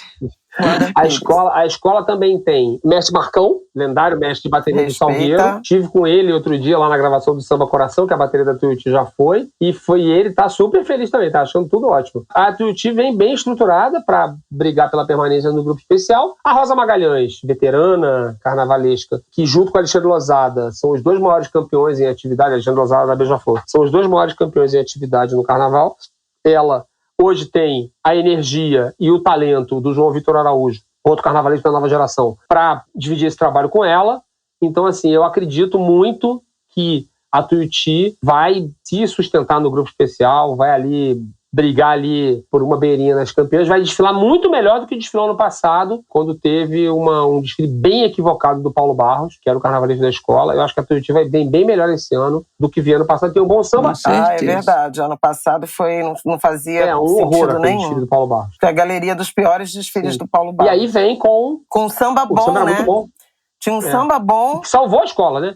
A escola só se livrou do rebaixamento por causa disso. E a Tuiuti tem empossada, finalmente, a rainha de bateria, que era informal ano passado, que era princesa ano passado. Quem lembra, a Maiara, gente, dessa fofoca? A Maiara, que era princesa ano passado, para uma rainha inacreditável, que foi embora do carnaval, espero que para sempre. É uma bolsominion aí, que era a rainha do... a dentista que virou influencer, um negócio todo errado, que pagou pelo cargo, obviamente, né? Comprou o cargo lá de rainha de bateria, e o mundo se encantou pela Maiara, que é nora do Thor, é casada com o filho do Thor, que vai... Logo depois do carnaval, não teve nem conversa. Acabou o carnaval ali, uma semana depois. Eu achei corajosa aquela mulher ainda ir desfilar. O Thor voltou e falou: não, agora a rainha Maiara, acabou o problema, e a Maiara é um sucesso nas redes sociais. Não, ela é demais. Pra caramba. Ela é demais. E a Tuiuti tem, enfim, não vai ter esse ano, ela não vai poder desfilar, mas tem a nova rainha do carnaval, Mary Mola. Mary Mola foi eleita rainha do carnaval na última sexta-feira. É a corte do carnaval, que tem também a Mona Lisa da Portela como primeira princesa e a Juana Carvalho como segunda princesa. A Mary Mola, que é uma passista do padrão da Maiara. Sim, da Maiara. Aliás, falando nisso, a gente não falou do Salgueiro Viviane, né? Sempre, né? Viviane, sempre ela. Sim. Araújo. Esse é o primeiro carnaval, agora. Mãe. Depois, Viviane. Né? Mãe desfilou grávida. Mas ela 2022. já apareceu no... Ela já desfilou, já foi no mini desfile. E no ensaio de humor também. Não, tá, mas primeiro carnaval, de fato. Viviane, a rainha. Bom, Viviane, a rainha das rainhas, que é como o mundo do carnaval chama. Não, ela é demais. Apropriadamente. Ela é demais. Portela vai desfilar o seu centenário, né? 100 anos de Portela, com o enredo azul que vem do infinito, contando sua história a partir dos 5 personagens principais da história da Portela, com um casal Laje, Renato e Márcia, que já está... Portela já começou, já virou a temporada envolvida em polêmicas, né? Tendo algumas fantasias, uma fantasia em especial sendo acusada de estereotipagem racista. Já foi bem criticada nas redes, não sei se vão tirar a fantasia, se vão deixar a fantasia. Tiraram. Que bom, mas já deu uma começada aí com o pé esquerdo nessa história. Eu gostei do samba. Primeiro comecei ouvindo achando meio estranho, mas o refrão do meio, o segundo refrão, tem uma parte melódica, assim, que eu gostei muito. Deixei até a letra aberta aqui, que eu quero ouvir de novo depois. Mas tem uma bossazinha nesse segundo refrão, ou no primeiro. Eu não sei a ordem, porque começa pelo final, aí volta, né, o samba. É o refrão do meio. O refrão do meio. Isso, o refrão do meio. Tem uma bossa que eu gostei muito, mas qual é a expectativa? Porque eu acho que esse falar de si mesma não é meio casca de banana, não? A Portela fala muito, Tem que falar, né? Não tem jeito. Não, é um hábito portelense, fala muito de si mesmo. Toda hora tem um enredo. Pois é, quase todo ano tem um enredo da Portela. Não dá pra dizer que tá dando certo? Mas olha só. Não, né? Enredo de efeméride é uma roubada. Esse é o ponto. Pois é. Salgueiro, 50 anos, com o mesmo Renato Laje. Deu tudo errado. Chegou, acho que em sétimo, sexto lugar, sei lá, estourou o tempo, um desfile caótico. Não voltou nem nas campeãs. E tinha um samba bom, eu gostava daquele samba. Até hoje ele toca. Beija-Flor, 70 anos. Preciso falar, não? Não, nem fala disso. Pois é. História em carnaval. Lenda da Bahia. Morena na academia. A magia fascinante da brilhante sedução. Não, esse é o do Salgueiro. Explode o coração. É tanta emoção. Salgueiro, 50 anos. O aroma de café. Falava assim, lembra? Qual é o da Beija-Flor? É aquele do As Fábulas. Quem não viu vai ver. É uma coisa inacreditável de ruim. Morena é o samba. Isso foi recente, né? 2019. Foi 2019. É um samba horroroso. Que ficou em 11º lugar. 11º Exatamente, lugar. quase foi. Que é o Marcelo Mesalite, coreógrafo. Ó, deusa! Tem E aí, tanto que a escola apagou, a escola não canta mais samba nunca mais. Invencionice do cacete esse samba. A escola, esse aí é o samba do bonde, a escola não canta nunca mais. Mas enfim, nós estamos na Beija-Flor, estamos na Portela. Meu Deus. Então é uma roubada. Mas o desfile foi muito pior que o samba. Já é uma roubada. O samba não era nossa vida, mas o desfile já é uma roubada. Já é uma roubada. Falar de efeméride. Imagina um centenário, e um centenário como o da Portela, que dá pra fazer o Angu de Grilo inteiro, recorde, só listando os personagens que a Portela tem que incluir no seu centenário. É muita gente. É uma loucura. Então, assim, por que o Manasseia, eu nem sei se é isso, tá? Eu tô chutando, tá, gente? Por que o Manasseia vai ter uma ala e o Candeia vai estar num carro? Por que Tia Doca vai estar numa ala, Dona Neném vai estar num carro? Enfim... E Dona Esther, e Paulo, Caetano, Rufino, todo mundo. É choque de monstro. É choque de monstro de tudo quanto é lado. A Portela optou por manter o casal Laje como carnavalesco, apesar de ter um super zum na época logo depois do carnaval fora de época de 2022, que o Leandro Vieira podia ir para lá, teve essa especulação. Teve especulação sobre vários nomes, sobre várias alternativas. O que aconteceu? A Portela trocou de diretoria. O então vice-presidente, o Fábio Pavão, foi eleito presidente, né? Logo depois do carnaval do desfile de 2022. É basicamente a mesma diretoria, uma diretoria de continuidade, né? Tanto que o ex-presidente, o Luiz Carlos Magalhães, meu amigo querido, é vice-presidente hoje. Aí a escola já começou o seu processo do carnaval numa pressão gigante, que precisa ter um samba como... o melhor samba dos últimos 100 anos. Não, e aí o centenário tem que ser maravilhoso. E não tem que ser história. É um samba médio, não é um samba ruim, que nem uma parcela da torcida portelense tentou dizer. É um samba médio e um samba com o qual perfeitamente a Portela pode ser campeã. Se a Portela não vai ser... E canta a Portela muito. não vai ser campeã. Peraí, deixa também, eu terminar. Né? Porque tem Grande Rio, Beija-Flor e Mangueira... Um sambaço. Tem Viradouro, tem Imperatriz. Não, o samba da Viradouro não é isso. O samba da Imperatriz eu acho muito bom. Mas vamos chegar lá. Vamos pela ordem. Imperatriz eu gosto pela muito. ordem, senhora presidente. O samba da Portela, ela não deixa... Meu ponto é o seguinte, se ela deixar de ser campeã, ela não terá sido por causa do samba. Porque já teve escola campeã com samba muito pior. O samba da Portela é melhor que o Tambor, do Salgueiro de 2009, por exemplo. O samba da Portela é muito melhor que o Segredo, da Tijuca de 2010. O samba da Portela é muito melhor... Isso aí eu não vou nem falar. Aí, obviamente, do Ayrton Senna, da Tijuca de 2014. Não, eu não vou nem falar. E tudo foi campeão. Falando nele, eu vou pegar esse gancho, esse falando nele, pra puxar ele. Unidos de Vila Isabel, enredo Nessa Festa Eu Levo Fé, que irá celebrar a capacidade humana de ter fé naquilo que não se vê, nas diversas crenças e religiões, tornando isso uma grande comemoração do carnavalesco Paulo Barros. Bom, mais uma salada aí do Paulo Barros. E deu um samba dos mais criticados do ano. O Paulo Barros, que eu acho bem fraco. Como é que você faz um samba de um enredo que, né, é um quebra-cabeça? Você pega um pouquinho daqui, um pouquinho dali, que não tem uma linha. É o que o André Diniz, compositor lendário da Vila Isabel, que desistiu da disputa desse ano, botou um samba, depois tirou. Misericórdia. Desistiu, acho que eu não conversei com ele, mas parece ter perdido a paciência com esse tipo de maluquice, né? Que é um enredo que não é nada, é uma confusão danada. Não, que é o que Paulo Barros faz, gente. Ano passado a gente acabou de falar, né? Que ele tava na Tuiuti. Eu vou até ver, no ano passado não, esse ano. Que eu já não me lembro mais qual foi. Qual foi o quê? Qual foi o enredo? Era um enredo de África, personalidades negras. Isso. Ele queria botar... Ele quis entrar na modinha dos enredos de preto. Ele tirou o Grande Hotel e botou personagens estrangeiros.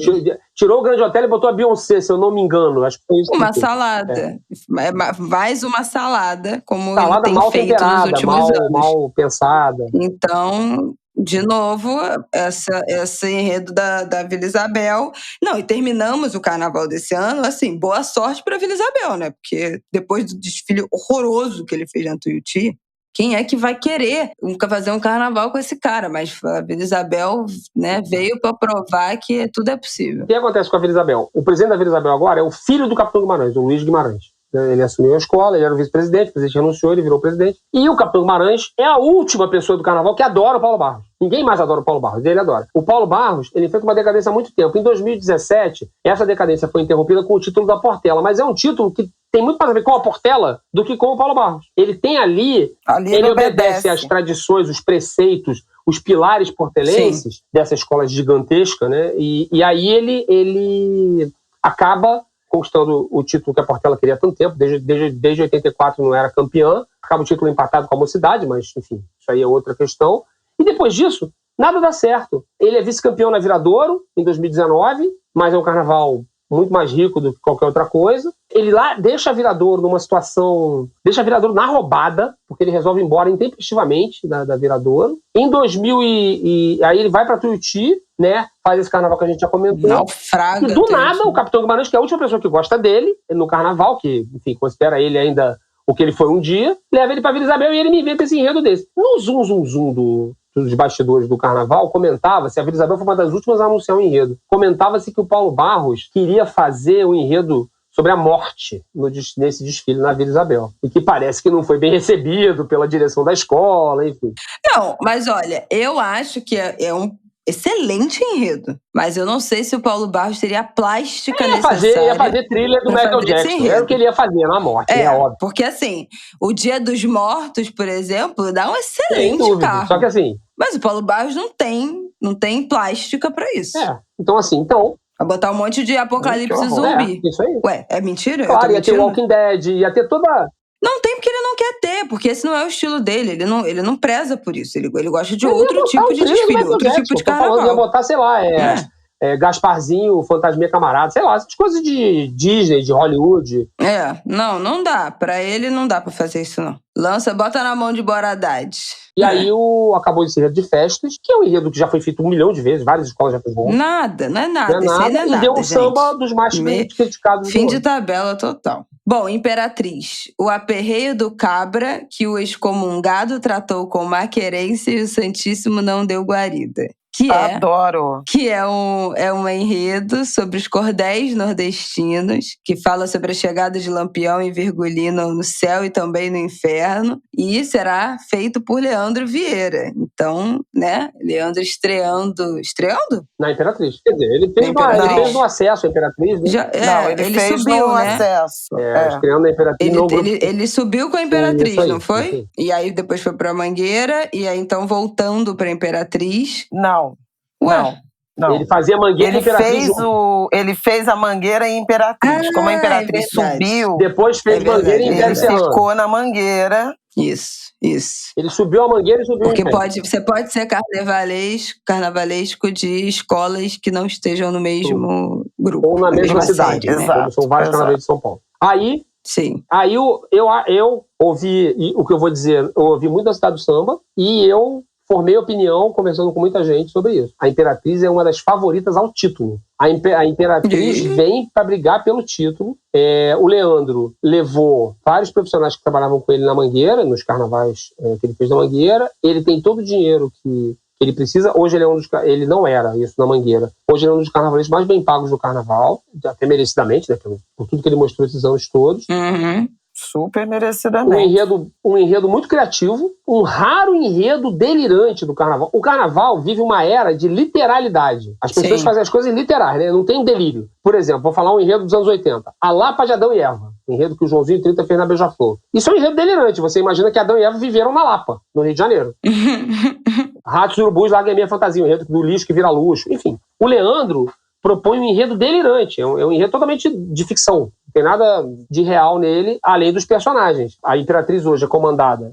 A Imperatriz perdeu o patrono no ano passado, né? Morreu o Luizinho Drummond ano passado. Hoje quem dirige a escola é a Kátia Drummond, que é uma dirigente que impressiona todo mundo pela firmeza e pela competência e pela firmeza política também. Ela tem uma atitude política muito diferente. Ela também, apesar de ser filha de um banqueiro de bicho, ela sofre muito preconceito por ser mulher, né? É mulher presidente, ela também não escapa disso. E ela montou uma estrutura muito competente, tem um ótimo casal de mestre e porta-bandeira, o Felipe e a Rafaela. E o samba é muito legal. O samba é muito legal. Imperatriz veio contar pra vocês uma história de assombrar, tira sono mais de mês. É muito bom, tem uma levada de forró. E tem uma referência, né? Acabou pra você, capitão, como é que é? É isso mesmo. Peraí, deixa eu me lembrar. Porque eu ainda não decorei tudo, né, gente? Adeus, capitão. É uma coisa, adeus, capitão. E acho que essa estética de cordel tem tudo a ver com o que o Leandro tem feito, né? Especialmente, eu acho que no último carnaval, eu acho que vai combinar muito. Eu acho que ele estava enveredando. A gente até falou isso aqui, né, esse ano, que ele fez um desfile na Mangueira menos brilhoso, satírico, né? Mas também nas cores, né? Mais... não sei descrever. Era um verde e um rosa muito vivos, né? Que homenagem ao Lan. Eu acho um desfile infeliz, o último desfile dele na Mangueira. Não acho bom, não. Acho que ficou mais bem colocado do que merecia. Mas... E foi-se então, adeus, capitão, do estouro do pipoco. Eu não sei, mas é isso mesmo. Adeus, capitão. Adeus, capitão, para dar aquele quentinho, né, nos corações democráticos. O capitão já terá ido embora, inclusive, quando isso acontecer, quando o carnaval acontecer. E o Leandro tá mordido, né? Porque muita gente diz que todo mundo reconhece o talento dele, obviamente, mas ninguém nega a força da Mangueira, né? É uma das duas escolas inventoras da história toda, com a Portela, a força da Mangueira para garantir ali as vitórias do Leandro. Quer dizer, ali era uma via de mão dupla. Agora, ele está na Imperatriz para provar que ele continua sendo esse artista que hoje, no ranking dos carnavalescos, foi ultrapassado por Bora Haddad, aí especialmente depois dos últimos 2 desfiles da Grande Rio. Bom, Beija-Flor de Nilópolis, com o enredo Mas eu tô Brava levando Gente. muita fé na Imperatriz, viu? Eu adoro o enredo e acho também que essa coisa, só para falar uma última coisa sobre Leandro, eu acho que vai ser bacana também de ver a Imperatriz e acho que tem um sentido aí de... Não é renovação, mas é de mudança de trajetória, né? Porque o Leandro começou com homenagem, né? Foi muito bem sucedido e ele abraçou muito intensamente a crítica e a política, né? Nos últimos... Sim. Nos carnavais da Mangueira, seja o Marielle, óbvio, né? Histórias para ninar gente grande. Histórias para ninar gente grande, que era muito dinheiro, político. Sem dinheiro eu brinco. Mas antes disso, da religião, com dinheiro ou sem dinheiro eu brinco. O da religião mesmo. Meu tambor tem axé, Mangueira, só com fé. Só com a ajuda do samba. Com fé é uma coisa assim. Só com a ajuda do samba. Só com a ajuda do santo eu vou. Então, assim, ele se destacou muito bem, com a genialidade que ele tem, em enredos mais políticos. E acho que tem um sentido dele mesmo de autossuperação ou desafio, né? Artístico e na própria criação. Eu estou muito curiosa, de vez em quando ele dá umas pistas do que ele está fazendo, né? Ele viajou pelo Nordeste intensamente. Então, eu acho que vem também uma releitura estética importante, que eu acho que Leandro tentou, inclusive, no último ano da Mangueira. Comentei isso aqui a decepção com a Mangueira no ano passado, eu acho que foi por uma expectativa, coisa que acontece também muito com a Portela. Acho que tinha uma expectativa muito lírica e ele fez um desfile com notas autorais muito satíricas, né? As figuras meio caricaturais do Cartola, do delegado, do Jamelão. Isso não agradou do ponto de vista estético. Mas eu acho que esse ano vem coisa boa por aí, porque acho que ele está muito imbuído dessa superação também estética. E acho que a própria apresentação que Bora Haddad, né, tem feito, tem trazido, eu acho que provoca todo mundo, né? Bom, Beija-Flor de Nilópolis, enredo Brava Gente, o grito dos excluídos no bicentenário da independência. A Beija-Flor quer exaltar a verdadeira independência do Brasil, a expulsão das tropas portuguesas da Bahia em 1823, que em 2023 completa 200 anos. E temos como dupla de carnavalescos Alexandre Losada e André Rodrigues, com a ajuda do pesquisador Mauro Cordeiro. Samba muito bom, samba excelente, também um dos melhores do carnaval. Eu no início impliquei um pouco com um dos refrões, porque tem uma métrica diferente. Ele quebra num lugar diferente uma das frases. Tem uma melodia diferente do que é do costume de samba enredo. Eu fiquei meio assim, não gostei, não sei se eu gostei. Mas, definitivamente, Beija-Flor com um grande samba, um excelente enredo. Mas não sei, eu também acho que é um enredo muito amplo, fala de muita coisa. Eu fico meio tensa com isso.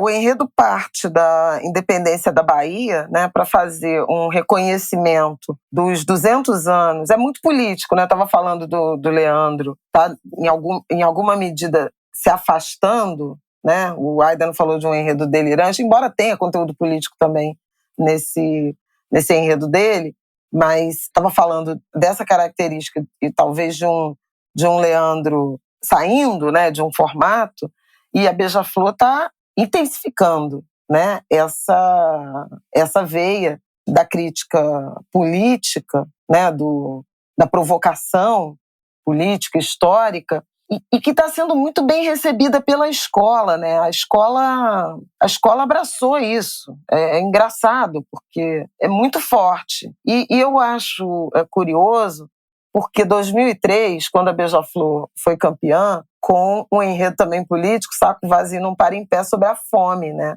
E agora é o segundo ano seguido, quando a Beija-Flor reencontra o seu caminho de rolo compressor, e isso já teve presente no ano passado, nesse ano, né, 2022, um samba lindíssimo, um enredo com essa cara do empretecer o pensamento, de valorizar a intelectualidade negra, de fazer essas provocações sociais. E agora é dizendo o seguinte, aquele bicentenário de 2022 que vocês celebraram não me representa.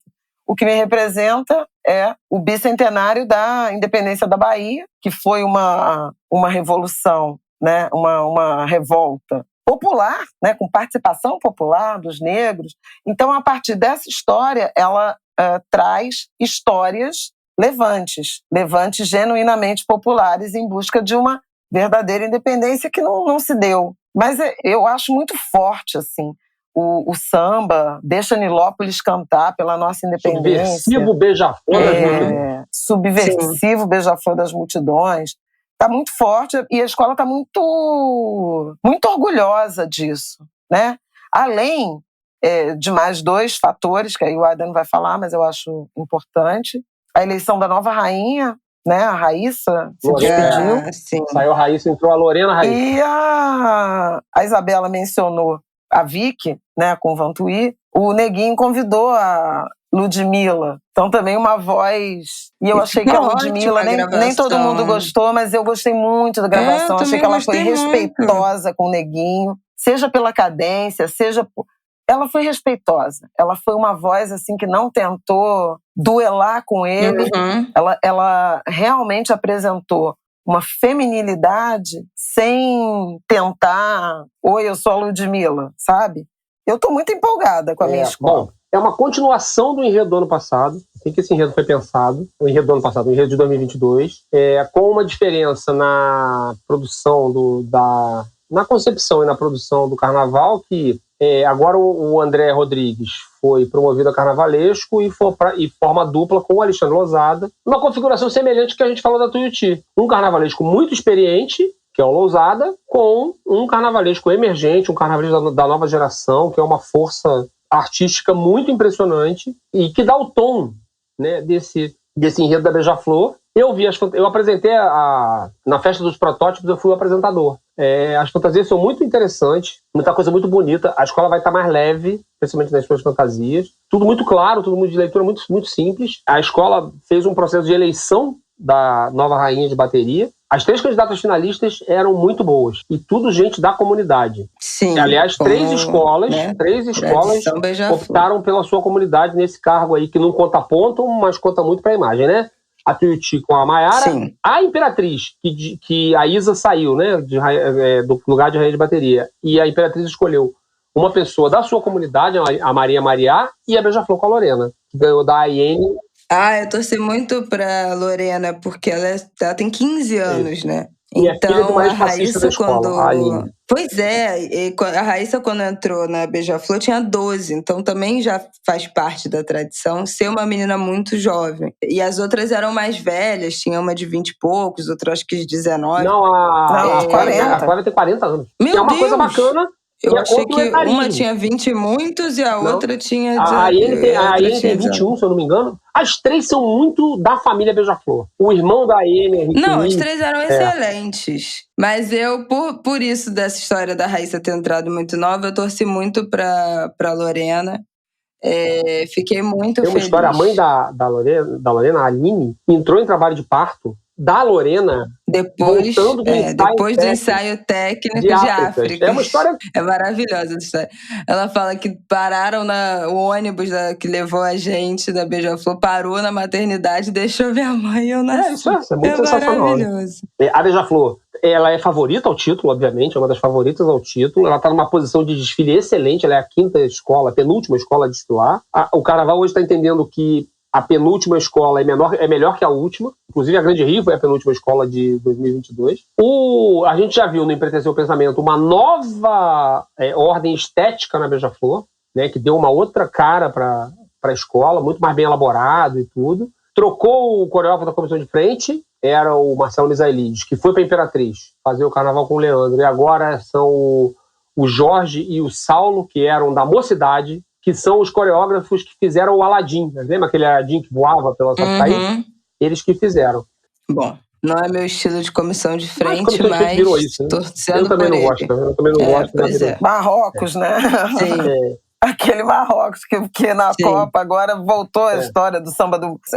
A Mocidade ficou torcendo pelo Marrocos. E aí tem uma coisa que é muito interessante também, né? Me lembra, as poucas vezes que eu vi no mini desfile isso, a Beija-Flor arrebentou no mini desfile, foi muito bom. O mini desfile não quer dizer nada em relação ao desfile, porque é um pedacinho pequenininho da escola, então não tem nenhuma conexão uma coisa com a outra. Mas a Beija-Flor, as duas melhores foram os dois melhores sambas, a Beija-Flor e a Mangueira. E a Beija-Flor, e me lembrou o desfile de 2008, o desfile de Macapá. Não por causa do enredo, o enredo tem nada a ver com uma coisa com a outra. Macapá é um enredo CEP, uma bobagem. Mas impõe respeito, né?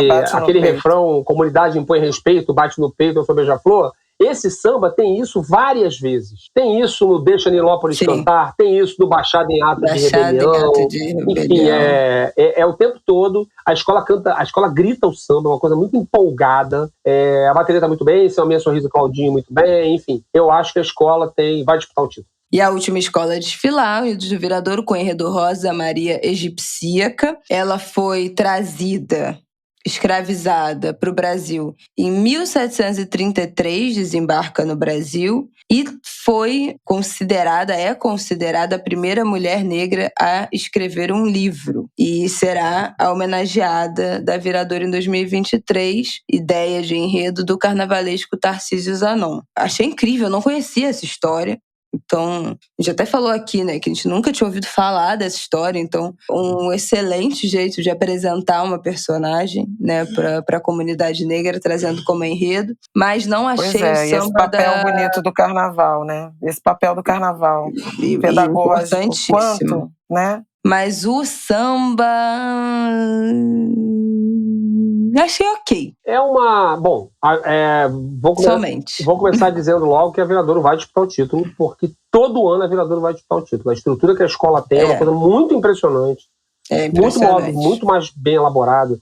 O que eu vou dizer não importa para o título, mas mostra que eles cuidam de coisas que importam. É o único barracão da escola da cidade do samba onde todo mundo anda de capacete. Trabalhadores e visitantes. Ninguém entra no barracão da Viradouro sem estar de capacete. E todo mundo usa crachá também. Inclusive, o patrão da escola, o presidente de honra, o Marcelo Calil, e o seu filho, presidente executivo, Marcelinho Calil. Todo mundo. Funciona como uma empresa, a Viradouro. Paga ótimos salários, os melhores salários do carnaval. Então, essa estrutura vai fazer dela sempre uma das favoritas ao título, independentemente do enredo. Eu acho um enredo complexo. Tem que ver como é que o carnavalesco Tarcísio Zanon, agora sozinho, vai desenvolver ele na avenida. Deu um samba que tá no grupo médio. O Zé Paulo, cantando cada vez melhor, ele melhora o samba. O samba vai melhorando com ele cantando na versão oficial. O enredo da Viradouro seria Joãozinho 30. Estava resolvido que seria Joãozinho 30 o enredo. Uma homenagem ao Joãozinho 30. A Viradouro tem uma ligação, né? O primeiro título da Viradouro no grupo especial foi um desfile de Joãozinho 30, o Big Bang, em 97. Isso. E ele fez outros enredos incríveis lá, o Orfeu e etc. E aí, mas numa conversa informal, o Tarcísio disse que queria fazer um enredo no futuro sobre a Rosa Maria Egipsíaca, contou a história dela para a diretoria da escola, para as pessoas da escola, e resolveram, os diretores de carnaval, resolveram trocar o enredo antes de anunciar. Isso tudo foi antes de anunciar. Resolveram trocar o enredo e contar a história dessa escritora, né? Ela é misto de escritora com religiosa, com santa. É uma história, assim, um épico. Então, assim... a história dela. Por que eu acho que a Viradouro é favorita ao título? Ela deve ter aprendido... Eu acredito que ela aprendeu a lição do desfile de 2022 do Samba da Carta, né? Que acabou não dando certo na Avenida, né? Como se diz hoje em dia, flopou na Avenida, o Samba da Carta, que eu gostava muito, adorava o Samba da Carta, não deu certo, acabou fazendo um desfile pesado a Viradouro. Nunca achei que aquele samba funcionava. É um desfile que a escola não se entendeu em relação... Não, falei isso mas várias vezes. Mas teve uma divergência em relação ao andamento do samba. O mestre de bateria queria mais para trás, o Cissa, e a direção da escola decidiu botar mais acelerado e acabou dando tudo errado. É a escola que não comete erros objetivos, de tipo carro quebrado, essas coisas, e no entanto o desfile não funciona. A cabeça da escola muito preta também, teve essa questão, que era uma aposta muito ousada e não deu certo. E aí eu acredito que a escola tenha aprendido essas lições e vai vir para esse desfile para brigar pelo título, porque tem uma estrutura muito boa. Tem um casal de Mestre Porta-Bandeira incrível, que aliás teve uma infelicidade no Distrito de 2022, o Julinho perdeu o sapato, né? O sapato saiu do pé dele durante a apresentação, na minha frente. Me deu uma, assim, foi como se doeu em mim, assim, porque o Julinho é uma figura adorável, o melhor mestre-sala da atualidade no carnaval, na minha opinião. Então tem ele, tem a Ruth, tem agora o casal segredo tá lá. São os coreógrafos da comissão de frente, a Priscila Mota e o Rodrigo Neri. Então, assim, eles devem vir com uma daquelas comissões de frente super criativas, porque eles têm toda a estrutura para fazer agora. Então, assim, o Zé Paulo, a escola que tem um chão espetacular, que treina lá na Amaral Peixoto, lá em Niterói. Por isso a Viradouro vem para brigar pelo título, apesar de ter um samba que está na faixa média, na safra de 2023. É isso! Bom, a dona André Mota... E se bar, eu venho, hein? Se bar, eu venho também na Viradouro. Olha aí. Então, para fechar aqui, nosso ângulo de grilo maior da história sobre carnaval, o último ângulo de grilo do ano. Mais alguma coisa, além de ouvir os CDs das escolas de samba, os CDs, né? Agora é a playlist com os sambas, que eu vou também deixar o link aqui dessa playlist com os sambas todos, para vocês ouvirem. Os ensaios técnicos começam dia 15 de janeiro e aos ensaios de rua que já estão bombando pela cidade inteira. É a região metropolitana inteira. Exatamente. Não, e eu queria dar a dica de uma que a gente está vendo, inclusive eu e a Aida nós estamos vendo juntos, Encantados. É uma série muito divertida, tá no Globoplay, né? É Globoplay. Isso. E, gente, é totalmente o universo da escola de samba. Na verdade, já é um supermercado de dia. A história é essa. São dois irmãos que herdaram um supermercado e que à noite as gôndolas são afastadas e vira uma quadra de escola de samba, a joia do Encantado. O nome é Encantados apóstrofe S, entendeu? Encantados com apóstrofe S. Uhum. E vira a joia do Encantado. E o Luiz Miranda, maravilhoso. Um elenco maravilhoso. Majoritariamente preto. E tem o Tony Ramos imitando o Capitão Guimarães, como um bicheiro que imita o Capitão Guimarães, que é sensacional. Um bicheiro de peruca. É sensacional. A joia do Encantado tem o bordão. O puxador começa o samba com tudo jóia! É bom demais. Maravilhoso. Eu não vi ainda, mas eu quero ver nessa temporada de recesso. Vou assistir, tô precisando de uma coisa para desopilar. É isso, Angulhas. Nosso último episódio do ano. Feliz Natal para vocês. Feliz Ano Novo. Que ano, né? Que 2022. Chegamos até aqui. Um ano extenuante. Teve Copa, teve festival, teve essa eleição com o segundo turno, com tudo, com o Supremo, com tudo. Mas chegamos até aqui. Eu tenho muita fé que tempos melhores virão. Que seja um ótimo Natal, que vocês tenham uma virada de ano excelente. Dia 3 de janeiro estamos de volta com o Ângulo de Grilo, comentando a posse, falando desse ano aí que começa com muitas expectativas e muitas promessas. Vamos ver o que a gente tem para falar já nessa virada de ano. Mas é isso, agradecer a vocês todos que ficaram com a gente, que divulgaram tanto a gente esse ano, nesse ano de eleição, né? Especialmente no mês de outubro, teve um pico de audiência com os nossos papos aqui sobre eleição. Nós falamos de temas difíceis, temas áridos. Não é todo programa que a gente ri, não é todo programa que é alto astral. Arrisco dizer que acho que a maioria a gente sempre toca num tema que é muito espinhoso, muito denso. Vocês não largam da gente, que bom. Fico muito feliz, muito grata pela presença e por continuarem aqui. E 2023 tem mais, é isso. Contrato renovado com os Angulers. É isso. Até ano que vem. Se Deus quiser, a gente volta no início de 23 com surpresa, com uma edição especial. Estamos tentando aí uma edição especial. Provavelmente na segunda semana, porque na primeira vamos ter que falar da posse, né, desses ritos da virada. Mas na segunda semana vem aí. Eu também quero agradecer muitíssimo pelos ouvidos atentos, pelo afeto que vocês entregam pra gente.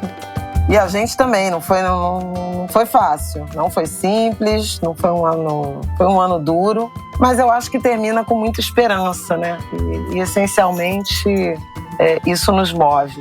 a gente termina com mais esperança, com a alegria de ter sobrevivido, que a gente consiga se reenergizar para continuar na batalha, porque a luta continua, né? Como diz o Paulo. A luta continua, tá só começando de novo. Como diz meu compadre Paulo, a luta continua. Tudo novo de novo. É isso, Angulers. Um beijo, até ano que vem. Cuidem-se, bebam água.